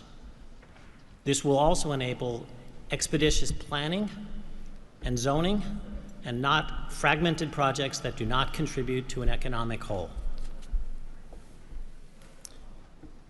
The potential here is tremendous, but it has to start somewhere. The start is in Rafah, where, as you heard, that will be the first place security is deployed. The plan is 100,000 homes for 500,000 residents plus $5 billion of infrastructure. Over time, 400,000 homes for the entirety of the population with more than $30 billion of infrastructure. Let me put it in financial terms. This is not a problem of money or collateral. This is a problem of peace. The coastline alone, $50 billion of value on a conservative basis. The housing stock, more than $30 billion as rebuilt. The infrastructure, more than $30 billion. $115 billion of value. It just needs to be unlocked and financed. Great. Thank you. Mr. Ajay Banga. Thank you, Caroline, and thank you, Mr. President. All this requires money. And so when the UN Security Council resolution got passed, we set about creating the Gaza Reconstruction and Development Fund at the World Bank. It's housed there. The World Bank's role is that of a limited trustee. We manage the donor contributions coming in of the type that the President said a little earlier in his opening remarks. And then we help to manage that money while it stays with us. And under the direction of the Board of Peace, we disperse the money for reconstruction and development projects in Gaza. This fund is ready to receive the donations that he spoke about just a little while ago. The second part of the story is that you as donors deserve the right to know that the money is being used in a transparent way. We are helping, along with the Board of Peace, which takes the ownership of ensuring that the right kind of financial, legal, and oversight mechanisms are being put in place. We've even assigned a financial controller from the World Bank on a secondment basis to the Board of Peace to ensure that we can try and help build the best standards in this process. Now, this is just the beginning. This work is going to need 2 or 3 things that the World Bank Group can bring to the table. The first is leveraging of public finance. Because of our AAA rating, we have the ability to leverage private bond money to help to create the resources we need to do what Mark just talked about. The second is we can de-risk private investing. And the third is we have people on the ground and expertise and knowledge of doing this kind of work in other markets. We want to be not an armchair critic of a process, but an active participant in giving Gazans and people in the region the opportunity of the lives they deserve the one time we get the chance. So thank you again.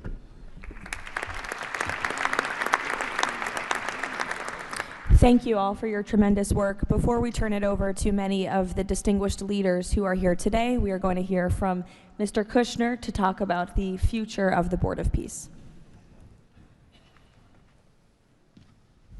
Thank you, Caroline, and thank you, Mr. President, Mr. Vice President, Secretary Rubio. We cannot change the past, but I think that what you're seeing today is that we can potentially change the future if we focus and do this in the right way. We tried to structure this meeting like a proper board meeting, like we do in the private sector, where we have all the preparation, we get the right people together, and we really report on what our challenges are, what the opportunities are, and what are the approaches. What you've seen today is just a small sample of the work that's been done. And I really want to thank the entire team that's worked so hard at this. A lot of these people are volunteers. They're doing this not for any personal gain. People are not personally profiting from this. They are really doing this for their children and for their grandchildren and because they want to see peace. One small anecdote is Liran said to me, "Are you sure I should be presenting? I'm a Jewish Israeli and I'm working on Gaza and all these things." And I said, "That's exactly why you should be presenting today." If Jews and Muslims work together, Israelis and Palestinians with Americans and English and Bulgarian and people from all around the world, then we can kind of join on a common goal, which is peace and togetherness, and that's really what we've done. I want to thank President Trump. I remember working with you on your first foreign policy speech in 2016 that you gave at the Mayflower Hotel, and at the time, those ideas were considered to be very, very radical. What I saw as somebody who didn't have any foreign policy experience were just common sense ideas. Why can't the world be better? Why can't there be peace? Why can't there be more prosperity for all people in all ways? And I think over the last decade, you really have changed the way that the world thinks about a lot of these things. And I think that this organization is bringing a new approach and new ideas and new people together in order to effectuate it.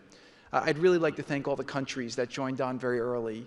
I see this as a very self-selecting group of countries that really believe that the future can be different and wanted to join in partnership and put their reputations and their resources and their time and their ideas on the way to say, these are the challenges we're putting into that we're solving in our own countries. We want to come with new ideas because we've achieved success and we believe that the world can be better in that regard. So I don't have to go through these slides in great detail, but we've secured today, even without the president's amazing commitment, over $7 billion. As Mark said, we don't really have a resource issue here, although we are going to need everyone's support. We just need to be executing and doing this in a good way. We've dealt with the humanitarian issue. We've returned the hostages. But the one final thing I just want to talk about as well from our perspective is that the President Trump in his heart wanted to get the hostages home, but he also really wanted to help the people of Gaza. He saw the suffering that they were enduring, not through fault of their own, because of the bad leadership that they had, the situation they were born into.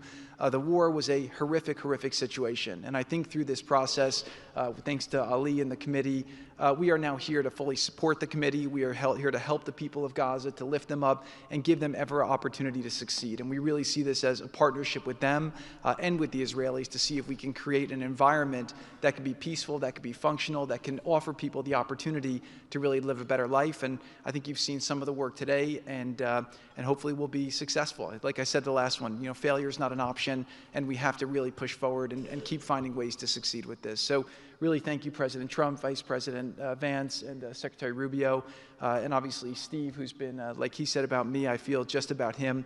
Working through all these challenges has been an absolute honor and a pleasure with you, and I've really been very lucky to have your partnership. So really thank you all, and I'll give back to Caroline. Thank you. Thank you, Jared. The war Hamas began has left. The war Hamas began has left Gaza in ruins. Yet from these ruins, a new future will rise. President Donald Trump unparalleled achievements in just a few months. The United States, together with key regional and global partners, has signed the 20-point Gaza Peace Plan, a blueprint for security, peace, and prosperity. All the hostages returned, the living ones to their homes and the deceased to burial. Ceasefire is stable, and the killings from both sides reduced by 99%.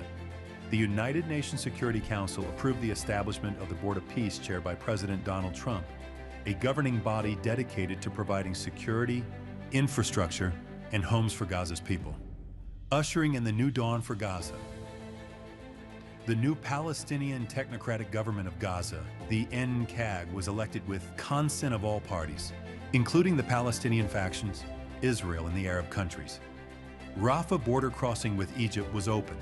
The NCAG will secure the disarmament of Gaza to ensure one authority, one law, and one weapon. The United States and its partners, in coordination with the World Bank, are pledging billions of dollars to rebuild Gaza. Safe areas are being established in Rafah and later across the Gaza Strip, where families can receive shelter, food, health care, and education. In Rafah, Gazans will build their first new city. The NCAG, with the Board of Peace, will expand development across the entire Strip, employing hundreds of thousands in reconstruction and business activity. Transportation, water, and energy systems will be restored, and a modern economy will begin to emerge. Children will return to classrooms with a curriculum that promotes tolerance, dignity, and peace. Our goal by year 3, Rafah fully rebuilt, unemployment curbed, and Gaza connected to the world through an Abrahamic gateway, linking it with Egypt, Israel, Jordan, Saudi Arabia, the UAE, and extending to India and Europe. By year 10, Gaza will be self-governed, integrated into the region with thriving industries and housing for all. This is the framework for Gaza's rebirth: secure, prosperous, and peaceful.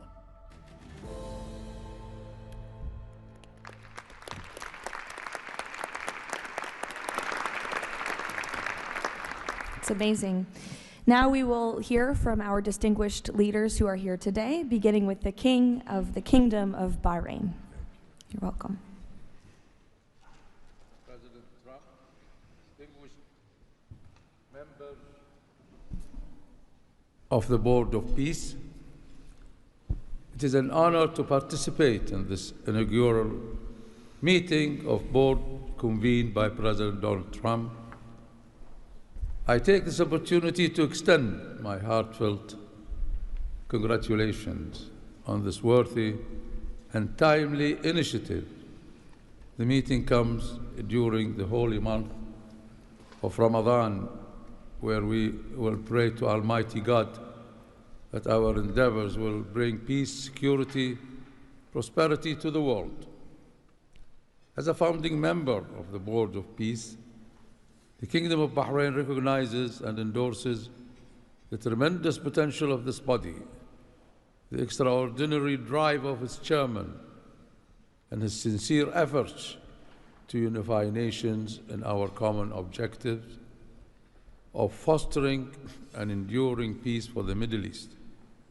We greatly appreciate President Trump's initiative and presenting the Gaza peace plan and establishing this board as a vital platform for dialogue, action, and delivery. As we embark on this historic journey together, we urge all peace-loving nations, organizations, and groups to actively engage in the successful implementation of the second phase of the Gaza peace plan. This includes ensuring a lasting ceasefire in Gaza, facilitating its reconstruction, and providing hope and new opportunities for the people of Palestine and Israel.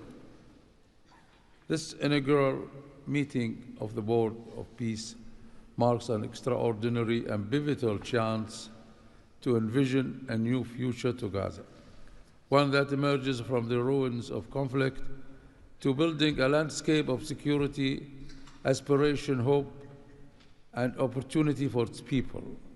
And reaffirming our commitment to this vision, the Kingdom of Bahrain has contributed the funds towards the operations and administration of the Board of Peace, and today we announce our readiness to provide the necessary infrastructure and skills to establish an effective government digital services platform for Gaza.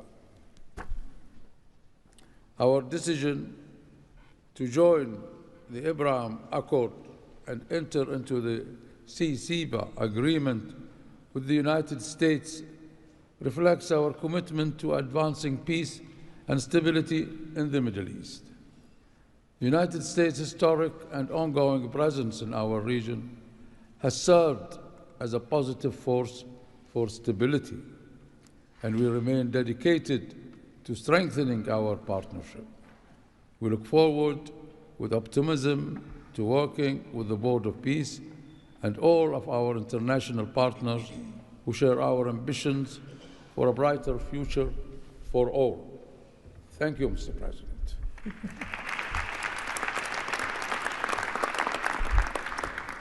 Next, the President of the Republic of Kazakhstan. Dear Mr. President, ladies and gentlemen, our meeting here at the Donald Trump U.S. Institute of Peace comes at a moment when decisive and pragmatic actions matter most. In fact, it's about making durable peace through practical, target-oriented measures, but not through endless conferences with wishful resolutions. Mr. President, your clear vision and far-sighted approach to promoting global peace and stability has inspired my country to join the Board of Peace. The Board of Peace is widely expected to respond directly to new realities by reinforcing existing multilateral efforts. The world has never seen a move like this. It is absolutely unprecedented because, in essence, peace through construction is a very innovative concept or project, and it has every chance to become a reality by our joint efforts. Therefore, Mr. President, I acknowledge and accept your conviction that lasting peace must be built on concrete actions. As our first step, we are ready to contribute a significant amount of cash finance directly to the Board of Peace without any delay. Kazakhstan is also keen to be part of the restoration and construction process through international companies with strong credentials. The program, mostly funded by our government, may include the construction of infrastructure, housing, residential complexes, schools, hospitals, and other important civilian facilities, as well as the rubble clearance. We pledge to fully accomplish our financial commitment toward the board. As one of the world's major producers of wheat, Kazakhstan is ready to provide humanitarian assistance to enhance food security in Gaza and beyond. Kazakhstan plans to provide 500 scholarships to Palestinian students to pursue academic programs in our universities over a 5-year period. We can share our internationally recognized e-government expertise and other digital solutions. Kazakhstan is willing to support the ISF by deploying military units, including medical units, and sending our observers to the Civil-Military Coordination Center. Sustainable development in the Middle East requires new ways to promote peace, cooperation, and trust across the region. That's why Kazakhstan has joined the Abraham Accords. This crucial move is fully aligned with the noble mission of the Board of Peace. Both of them may constitute a solid basis for joint efforts to promote peace and security in the Middle East and to foster economic, humanitarian cooperation in the region and even beyond. Given the global nature of the board's agenda, Kazakhstan is committed to providing practical support, including through hosting meetings at different levels and scales. I also would like to propose to establish a special President Trump's Award of the Board of Peace to recognize his outstanding peace-building efforts and achievements. I am confident, Mr. President, that under your strong leadership, the Board of Peace will successfully deliver its great, noble mission. Thank you. Next, the President of the Republic of Uzbekistan. Уважаемый господин президент Трамп, ваше превосходительство, позвольте выразить искреннюю признательность президенту Соединенных Штатов Америки Дональду Трампу за созыв инаугурационного заседания Совета. Несомненно, сегодняшний саммит – это результат политической воли и прагматизма президента Трампа. Узбекистан поддержал миротворческую инициативу о создании Совета мира и твердо заявил о намерении принять практическое участие в ее успешной реализации. Убежден, что работа Совета позволит сформировать благоприятную обстановку для экономического и социального восстановления сектора Газа. При этом любой механизм внешнего управления должен непременно опираться на внутреннюю поддержку населения сектора. Скоординированные усилия всех сторон позволят обеспечить устойчивость постконфликтного процесса и создание условий для скорейшего восстановления Газы. Подчеркну, что Узбекистан готов внести посильный вклад в возведение жилых домов, детских садов, школ и больниц. Уважаемые друзья, символично, что нынешний саммит проходит в Институте мира имени Дональда Трампа. Наша встреча является ярким проявлением международной солидарности, миротворчества и общего стремления к улучшению ситуации на Ближнем Востоке. Мы должны использовать эту историческую возможность для построения новой Газы с процветающей экономикой и достойными условиями жизни для всего населения. Благодарю за внимание.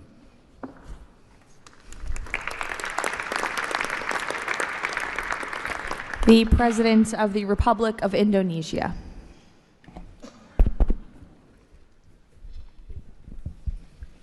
President Trump, distinguished delegates, Indonesia, from the first day that we studied President Trump's 20-point plan, we completely agree and we are fully committed to this plan, and that is why we joined the Board of Peace. We are committed to its success. We know there will be a lot of obstacles, there will be a lot of difficulties, but we are very optimistic with the leadership of President Trump. This vision of real peace will be achieved. There will be problems, but we will prevail. We will achieve our dream of peace in Palestine, peace, a lasting and peaceful solution for the Palestinian problem and in Gaza. The achievements of the ceasefire is real. We commend this, and therefore we reaffirm our commitment to contribute significant number of troops, up to 8,000 or more if necessary. We are prepared to contribute the troops to take part actively in the international stabilization force to make this peace work. Thank you very much.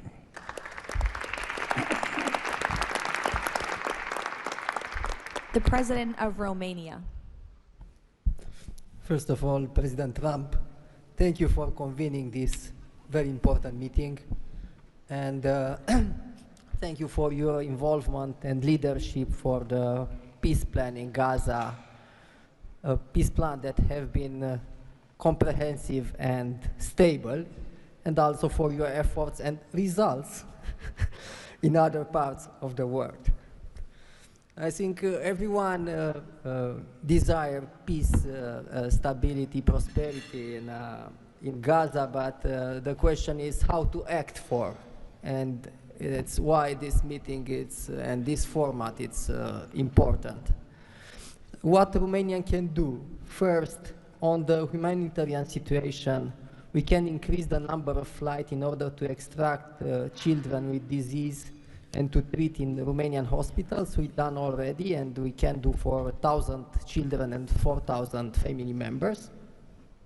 Secondly, we had a good expertise in emergency response system like ambulance, fire systems, and we can help in order to rebuild that system, and we can donate some equipment.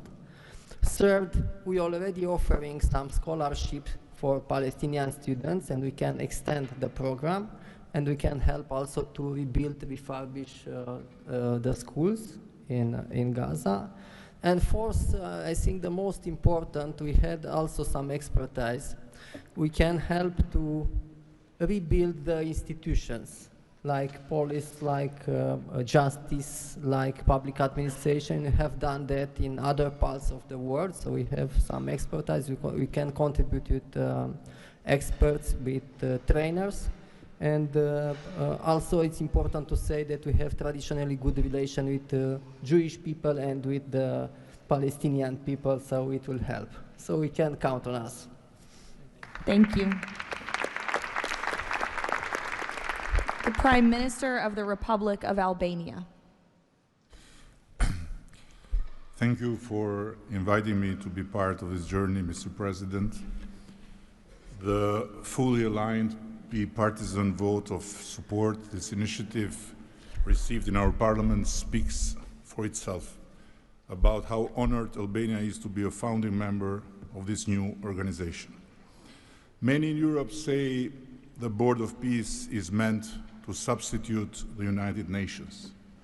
It does not look to me like an attempt to replace the UN, but if it helps shake that agonizing giant and inshallah wake it up, then God bless the Board of Peace. Mr. President, we commend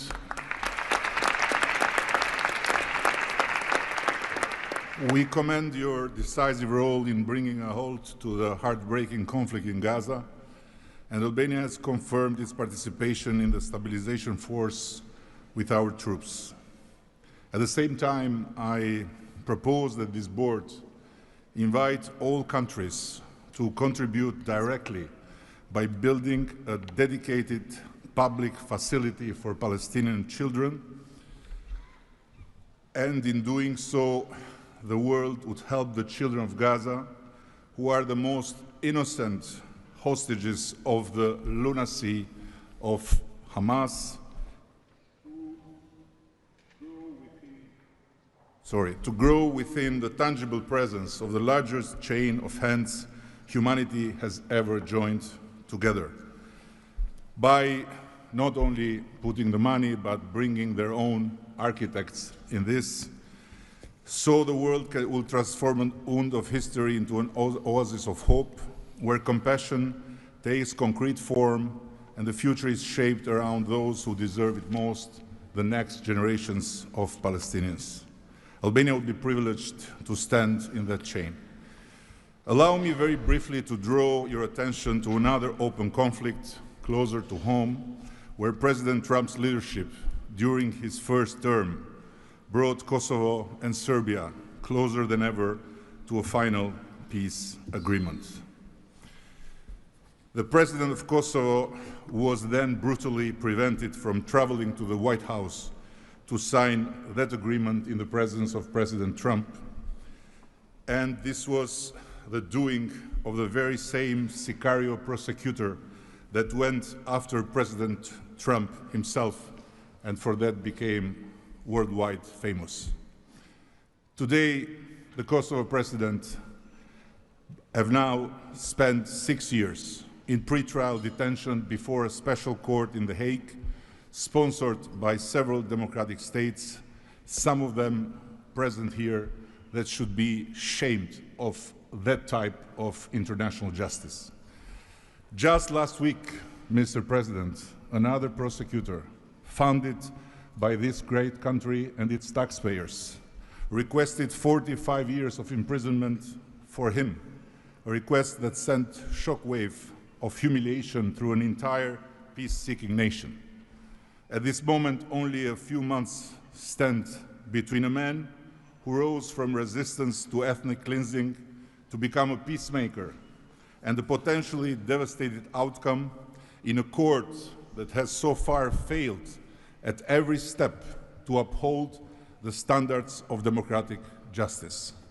For the sake of God, Mr. President, let's do something before, as you say, very bad things might happen again. And again, thank you so much for including Albania in this noble initiative by bringing close friends of Israel and of the Arab countries. We very much hope to be an added value in your amazing vision.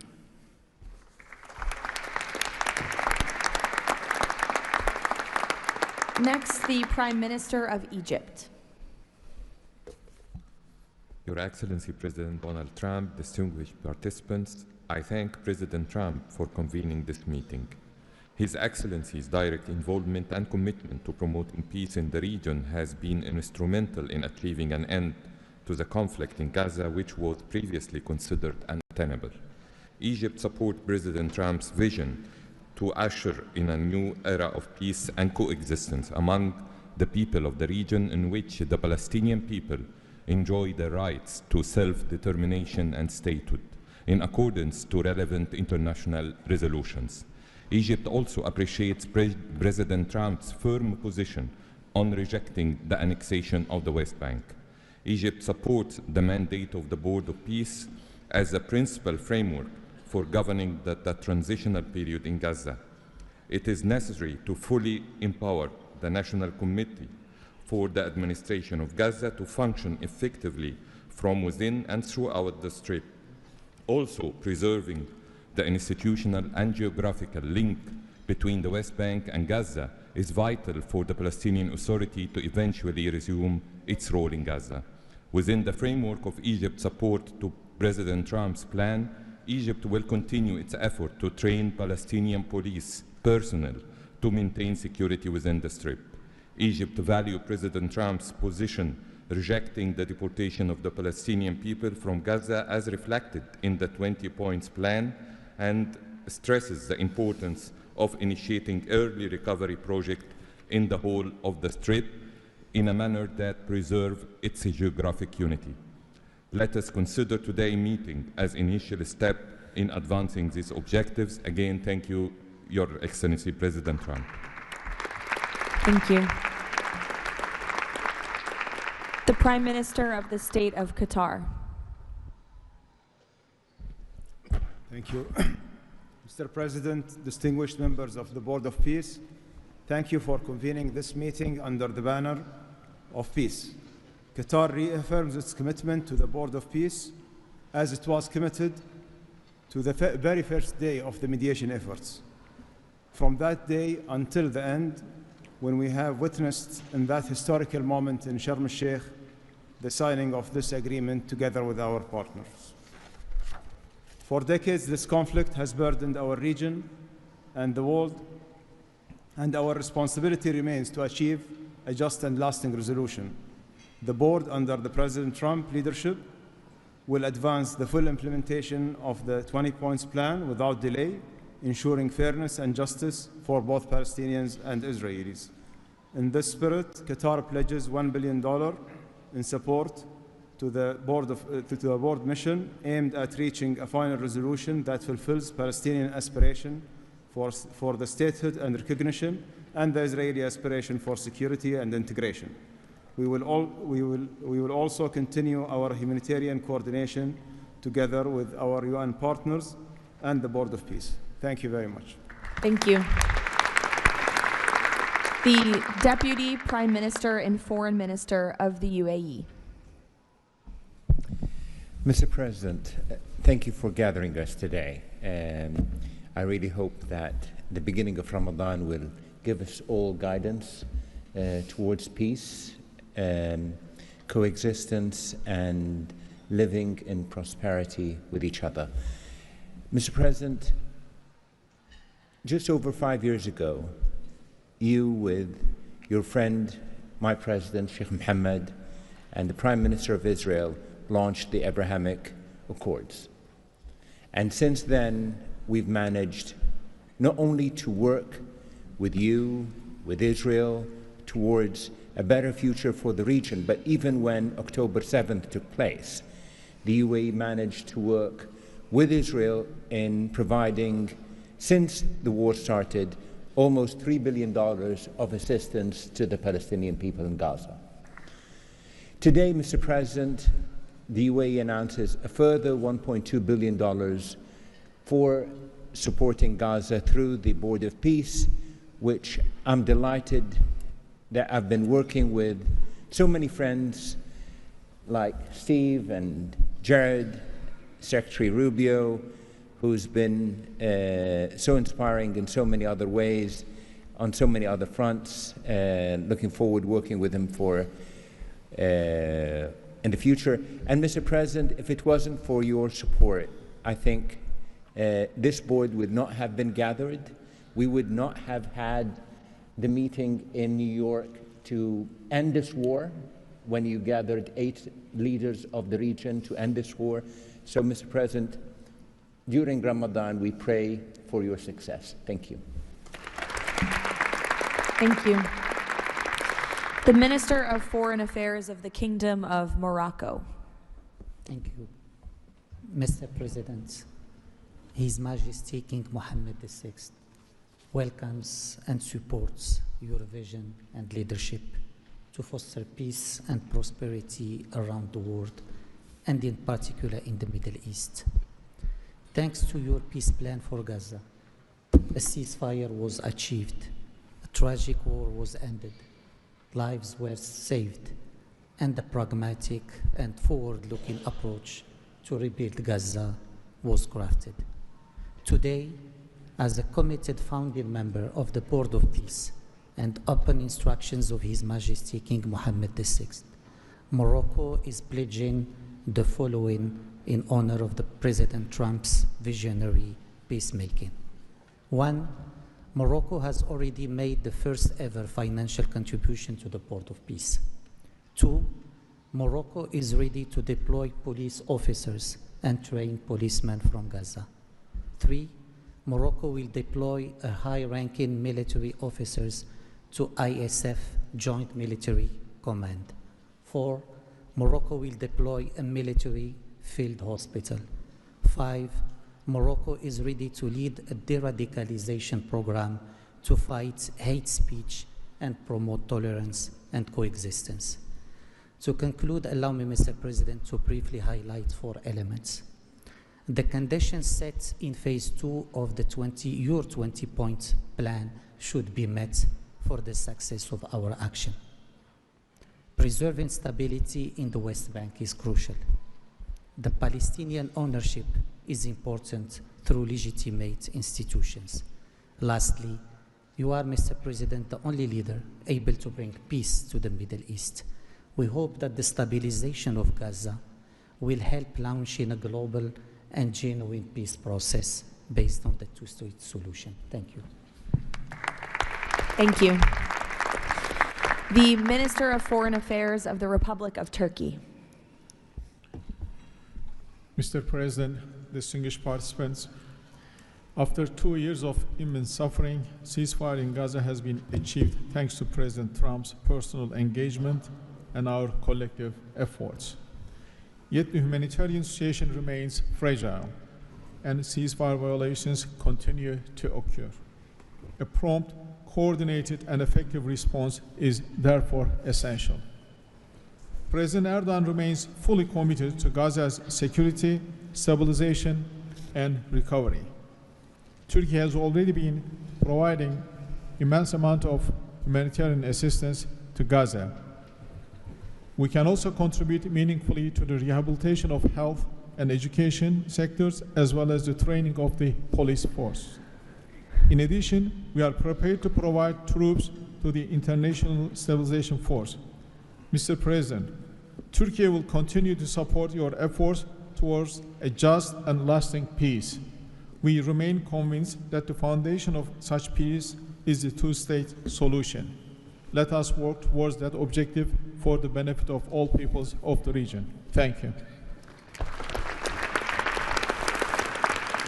The Minister of Foreign Affairs of the State of Kuwait. I'll be delivering my statement in Arabic.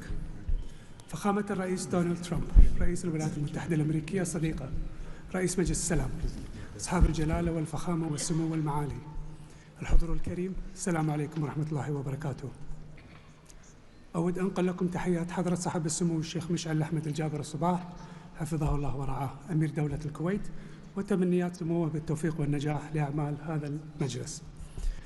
كما نتقدم بخالص الشكر لفخامة الرئيس دونالد ترامب على جهودها المقدرة والرامية إلى المساهمة في التوصل إلى إنهاء حالة الصراع، بما يؤول نحو إقامة الدولة الفلسطينية المستقلة على حدود 4 يونيو لعام 1967 وعاصمتها القدس الشرقية، وفقا لقرارات الشرعية الدولية بما فيها القرار 2803 ومبادرة السلام العربية. إننا نجدد دعم دولة الكويت المبدئي والثابت والتاريخي للشعب الفلسطيني الشقيق وقضيته العادلة، ولطالما كانت القضية الفلسطينية ودعمها تشكل أحد ركائز السياسة الخارجية الكويتية، الأمر الذي يحتم علينا دعم كافة الجهود والمبادرات الرامية إلى إحلال السلام، بما فيها خطة فخامة الرئيس الأمريكي دونالد ترامب ذات النقاط 20، معربين عن أملنا باستمرار نجاح هذا المسار، والذي يظل مرهونا بتكاتف وتضامن المجتمع الدولي. ختاما، مالية بقيمة $1,000,000,000 أمريكي على مدى السنوات القادمة، دعما لجهود مجلس السلام وتأكيدا على التزام دولة الكويت الثابت بدعم كل مسعى يهدف إلى رفع المعاناة عن الشعب الفلسطيني الشقيق وتحقيق الأمن والاستقرار في غزة. والسلام عليكم ورحمة الله وبركاته. Thank you. The Minister of State for Foreign Affairs of the Kingdom of Saudi Arabia. Thank you, Mr. President, distinguished members of the board, distinguished guests. It is a pleasure to be here with you as we embark on a journey towards establishing a lasting and just peace in the Middle East, a peace that results in two states, Israel and Palestine, living side by side in peace and security, a peace that results in transforming our region from death and destruction to hope and prosperity by integrating the region, bringing together its resources and unleashing its potential. The Kingdom of Saudi Arabia, Mr. President, has been seeking peace and justice in the Middle East for a very long time. In 1981, King Fahd offered the 8-point plan, which was adopted by the Arab world at the summit in Fez, that essentially established or reconfirmed the notion of land for peace. In 2002, Saudi Arabia, the late King Abdullah, launched the Arab Peace Initiative, which was adopted by the Arab world unanimously, as well as by the Islamic world. Today, the custodian of the Holy Mosque, King Salman bin Abdulaziz, and His Royal Highness Crown Prince Prime Minister Mohammed bin Salman are working towards realizing a vision for peace and prosperity and security and integration in our region. So, Mr. President, we look forward to working with the Board of Peace to establish this noble objective, and I'm pleased to announce that King Mr. Adbeba will pledge $1 billion over the next few years in order to achieve this objective, to work towards alleviating the suffering of our Palestinian brothers and bring them the peace that they and the whole region so desperately desires. So thank you very much and good luck to all of us. Wassalamu alaikum wa rahmatullah. I know there were a few more leaders who wanted to quickly share a few words, so we will go to the President of the Argentine Republic, Milei. Señor Presidente, distinguidos miembros del Board of Peace, la nueva Argentina ha adoptado una posición clara en política exterior. Defendemos de forma inclaudicable el derecho a la vida, la libertad y la propiedad y sus instituciones derivadas, la igualdad ante la ley, la libertad de expresión y el libre comercio. La defensa de esos derechos no es negociable, es un prerequisito para la paz. Pero no todos los actores internacionales juegan con las mismas reglas. Hay quienes rechazan esos derechos, los pisotean y se benefician de lo que los demás respeten. Frente a ellos, la buena voluntad no alcanza. Necesitamos instituciones con voluntad y capacidad de hacer valer las reglas. La paz duradera no se construye sobre consensos que ceden en lo fundamental. Se construye sobre la determinación de defenderlo, si vis pacem para bellum. La Argentina participa de este Consejo con la convicción de que la paz exige decisión política y una arquitectura institucional capaz de sostener soluciones reales en el tiempo. El presidente Trump ha predicado con el ejemplo, mediando el acuerdo de paz en Gaza, acuerdo que luego ratificó la resolución 2803 del Consejo de Seguridad de las Naciones Unidas. El Consejo de la Paz nace como expresión de ese liderazgo, con el mandato de ejecutar un plan de pacificación y reconstrucción y los mecanismos para hacerlo, entre ellos una fuerza internacional de estabilización. En esta etapa inicial, Argentina está lista para contribuir. Ponemos a disposición la colaboración de nuestros cascos blancos. Nuestra trayectoria en operaciones de paz es un capital probado que ponemos al servicio de la fuerza de estabilización. Creemos en una diplomacia que asume riesgos para alcanzar la paz. Creemos en el liderazgo que enfrenta desafíos complejos con determinación, como el del presidente Trump. Y creemos que la única paz que vale la pena construir es la que descansa sobre los derechos innegociables del hombre.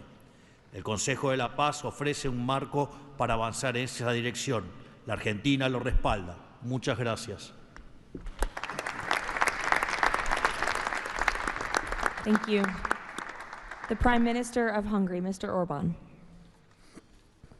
Dear Mr. President, Excellencies, dear colleagues, first of all, let me express the appreciation of the Hungarian people to President Trump for his tireless peace efforts all around the world. Hungary is the only country to be represented here on the highest level among the founding members from the European Union. I represent a country which has been living in the neighborhood of a brutal war for the last 4 years. We all know this war would not have broken out if President Trump had been in office at that time. However, President Trump's return to office offers a great chance to multiply the peace efforts not only in Gaza, but in Ukraine as well. We in Europe understand clearly that the security situation in the Middle East, and especially in Gaza, has a significant impact on the security of Europe. Therefore, our participation in the Board of Peace is not only based on principle, but also on our own security interest. Let me also share with you that there is serious talks going on in Europe about the Board of Peace and its future role. We understand that during the recent decades, International organizations have failed to fulfill their role to preserve peace and stability worldwide. Therefore, new initiatives are needed to bring forward the issue of peace globally. We are sure that President Trump's initiative to establish the Board of Peace is such a step to the right direction. President, we are proud to be among the founding members, and we are happy to be in such a great company. Thank you very much. Thank you. President Peña of Paraguay, who tapped my shoulder, wants to say a few words. Yes, thank you, Caroline. Thank you, President Trump. Thank you for bringing hope again, President Trump. I think that of the many things that you have achieved in the last 12 months as President of the U.S., I think the greatest thing, and I'm probably the youngest head of state here, is hope, President. We have lost hope about solving problems for many, many decades. A system that was broken, a system that was not able to bring solutions. Now we're seeing that thanks from your leadership, we are solving the issues. I come from a country that 160 years ago faced extinction. We went to a war against our neighbor and we lost 60% of our territory and 90% of the male population. So we know on our own flesh the hardship and all the difficulties of war. That's why Paraguay is so proud to be a founding member of the Board of Peace, and we're here to collaborate. Maybe we are not going to be the country that's going to bring the more money or the more security forces, but I think that there is a lot that all of the countries can bring to the table to solve these issues. Paraguay, together with a handful of countries, have been supporting Israel, and we will continue to do so. But we come here with an open heart to work for peace. And today is Gaza, tomorrow will be another conflict area in the world, but we need to solve each of all these conflicts, and I really appreciate the leadership that you have taken, President. Paraguay stands ready to collaborate next to you. We're going to continue to support the U.S. initiative. Probably the only day that we're not going to be able to support the USA is going to be on June 12th, because Paraguay is going to be facing the U.S. in the World Cup. Thank you very much. Thank you. The Minister of Foreign Affairs of the State of Israel, please. Thank you. President Trump, this is an important day. Your historic actions have proven time and again. You are a leader who takes initiative, forges new paths, and works toward a better future for the entire world. Your visionary leadership, alongside with Prime Minister Netanyahu's resolve, brought all our hostages home from Gaza. Thank you for that. I'm proud to represent here the State of Israel that stood through such a difficult war for 2 years on 7 different fronts, demonstrating resilience and strength. As I stand here, I recall the 925 brave soldiers that gave their lives in a war against pure evil, Hamas, Islamic Jihad, and Hezbollah. These are the best people.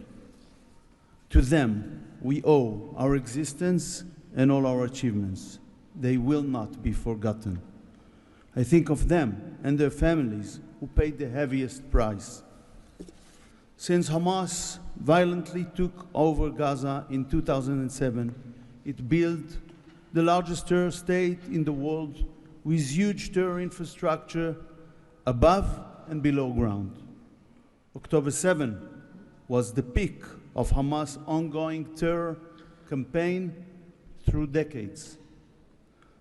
Hamas raped and murdered women, killed children in front of their parents and parents in front of their children, burned whole families alive. That terrible day will not be forgotten, and we must act to ensure it never repeats itself. Distinguished leaders, all previous plans for Gaza failed because they never addressed the core issues: terror, hate, incitement, and indoctrination. At the heart of President Trump's comprehensive plan are the disarmament of Hamas and Islamic Jihad, demilitarization of Gaza Strip, and de-radicalization of Palestinian society there. It's the first plan to address the root of the problem. We support it and are working and will work toward its success. As Mr. Mladenov emphasized, Hamas must be disarmed. That includes all its weapons, its terror infrastructure, underground tunnel network, and weapons production facilities must all be dismantled. As the plan emphasized, there must be a fundamental de-radicalization process. The infrastructure that indoctrinates Palestinian children to hate and kill Jews in educational and religious institutes should no longer exist. All those are important not only for the Israelis. Gazans have lived under a terror regime for decades. The people of Gaza must be liberated from these terrorists. I want to make this opportunity to wish Muslims around the world Ramadan Kareem. Distinguished leaders, President Trump's visionary leadership creates, for the first time, an opportunity for a better future. On behalf of Israel, I say thank you, Mr. Trump. Thank you for your leadership. Thank you. Lastly, the Prime Minister of Pakistan.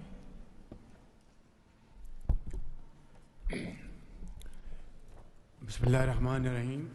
Your Excellency, President Donald J. Trump, members of the Board of Peace, distinguished guests, ladies and gentlemen, Assalamu alaikum and a very good morning. It's a great honor, Mr. President, to attend this inaugural Board of Peace meeting in this holy month of Ramadan, and may God reward you and make you successful in your efforts to bring lasting peace in Gaza. Mr. President, we deeply appreciate your unique initiative and your dynamic leadership in advancing peaceful solutions to conflicts across the globe. Your bold diplomacy has surely brought calm to many international serious hotspots. Your timely and very effective intervention to achieve ceasefire between India and Pakistan potentially averted loss of tens of millions of people. You have truly proved to be a man of peace. And let me say, Mr. President, you are truly savior of South Asia. The people of Palestine have long endured illegal occupation and immense suffering. And to achieve long-lasting peace, it is very important that ceasefire violation must end to preserve lives and advance reconstruction efforts. The people of Palestine must exercise full control of their land and their future in line with UN Security Council resolutions. Mr. President, we must work together towards a credible pathway to Palestinian self-determination through the establishment of an independent, sovereign, and contiguous state of Palestine in line with the relevant resolutions. Mr. President, we hope that under your visionary and dynamic leadership, we will ensure a just and lasting resolution to the issue of Palestine. And today is a day which will mark a place in the annals of history that through your efforts, through your untiring support and great efforts,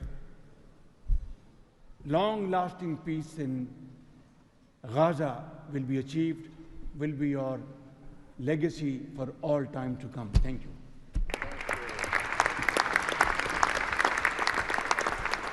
Thank you. We will now hear from the president of FIFA, Giovanni, to share more about FIFA's new partnership with the Board of Peace. Thank you, Caroline. dear President, distinguished leaders, dear friends, I just have 3 quick points I want to mention now. Football, that's the first point, football, or soccer as it is called, here is the world's universal language. It is spoken by 6 billion people, 6 billion fans who have the same feelings. It's about hope, it's about joy, it's about happiness, it's about coming together, and it's about uniting the world.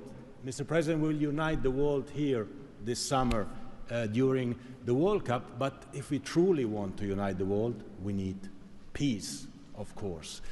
And this brings me to the second point, because today we announce a true partnership between the Board of Peace and FIFA, and I'm very proud and very happy to announce this. After having heard your presentations in Davos, I was feeling that we need to help, we need to do something. Everyone has to support peace. Everyone in this room, Mr. President, everyone outside of this room who would like to be in this room has to support peace as well. We all have to contribute for this, and that's why FIFA wants to contribute, because we don't have to just rebuild houses or schools or hospital or roads. We also have to rebuild and build people, emotion, hope and trust. And this is what football, my sport, is about. And the third point is that, of course, as you all know, images speak louder and better than words. So we prepared a short video, and you can watch this video. I invite you to look at it carefully. Thank you very much. God bless peace, and God bless the Board of Peace. Ramadan Kareem. Thank you.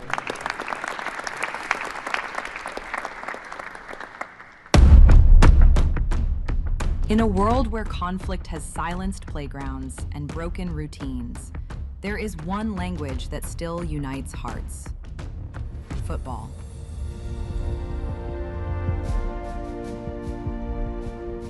A simple ball, a shared field, a reason to believe again. Today, FIFA and the Board of Peace come together to turn football into a bridge toward peace, dignity, and hope. Through this partnership, a complete football ecosystem will be created. FIFA and the Board of Peace will build football pitches, FIFA arenas, academies, and stadiums. This initiative will support the creation of leagues at youth, amateur, and regional level, strengthening community engagement both on and off the pitch. It will also generate diverse professional opportunities, supporting the development of local talent not only on the field, but across all areas that bring football to life. Football does more than create players and coaches. It rebuilds confidence, restores routine, reopens doors to education, teamwork, and belonging. Local communities take the lead. Parents, teachers, volunteers, youth leaders, all becoming part of a shared mission to heal, to rebuild, to move forward together.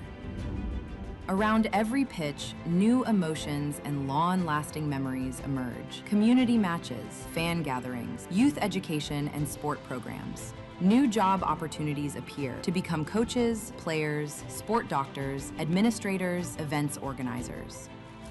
We will create football ecosystem with thousands of people to be involved and engaged constantly. Together, FIFA and the Board of Peace will build, in Gaza, 50 FIFA arena mini pitches, with a cost of around $50,000 per unit. This represents a $2.5 million investment. 5 full-size pitches in 5 different districts at around $1 million per pitch. A FIFA academy with an estimated investment of $15 million. And a national stadium for 20,000 to 25,000 spectators, valued at around $50 million. These investments will create a complete football ecosystem designed to support communities and future generations. FIFA and the Board of Peace, united for football, committed to peace.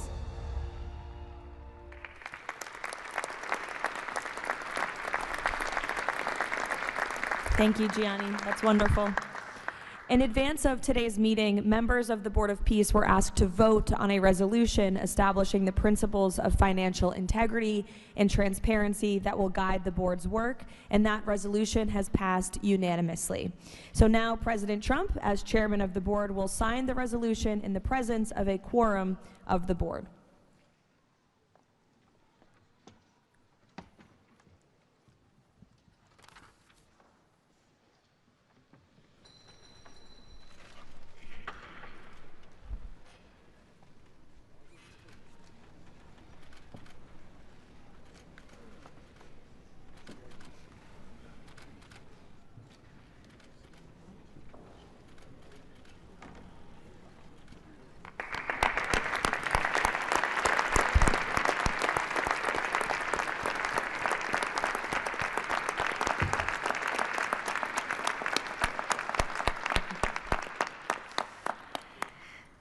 Now, while this is not a fundraiser, the Board of Peace has already inspired remarkable support from so many on this stage.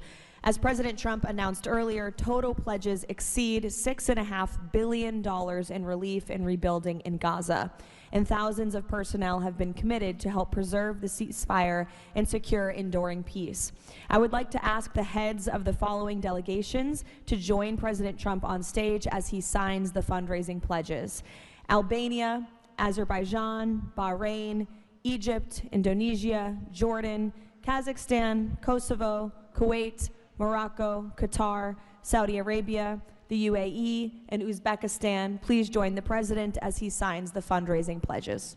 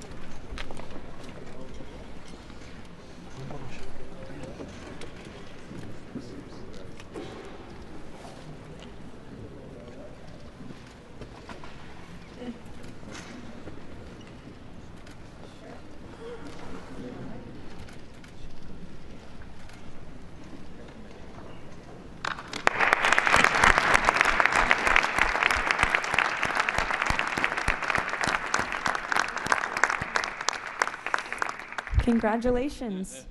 Now, President Trump, if you would like to say a few words to conclude, and then you have the honor of gaveling out the first ever Board of Peace meeting. Well, thank you very much, Caroline. And I will say that this has been, I think, will maybe be one of, if not the most important day of our careers. And we've had some pretty good careers up here, but this is something very special. And we're going to straighten out Gaza. We're going to make Gaza very successful and safe. And we're also going to maybe take it a step further where we see hot spots around the world. We can probably do that very easily. This is a tremendous group of powerful people and brilliant people. And I think that we can do things that a lot of other people would not be able to even conceive of or think of. We will help Gaza. We will straighten it out. We will make it successful. We will make it peaceful. And we will do things like that in other spots. Spots will come up.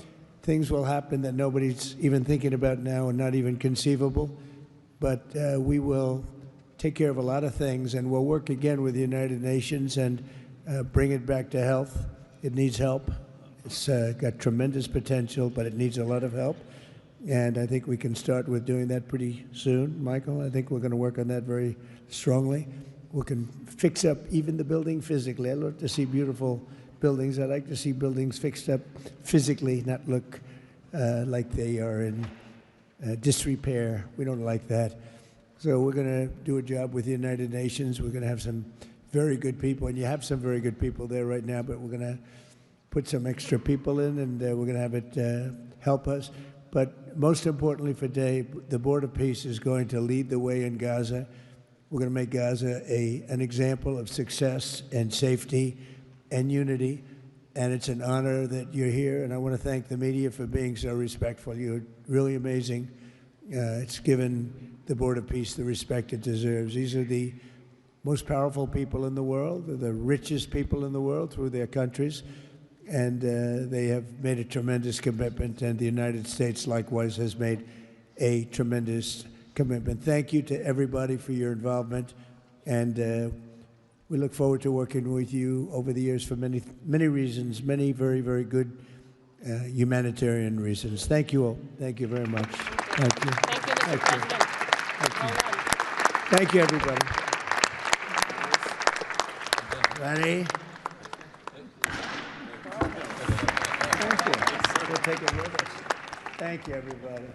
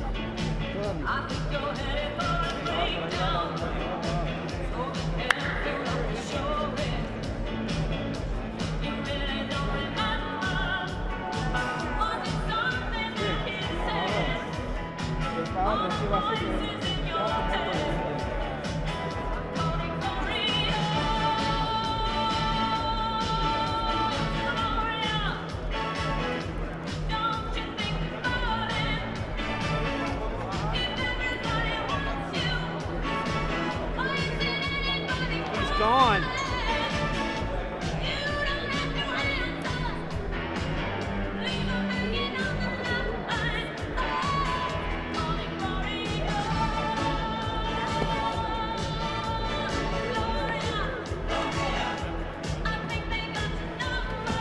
Okay.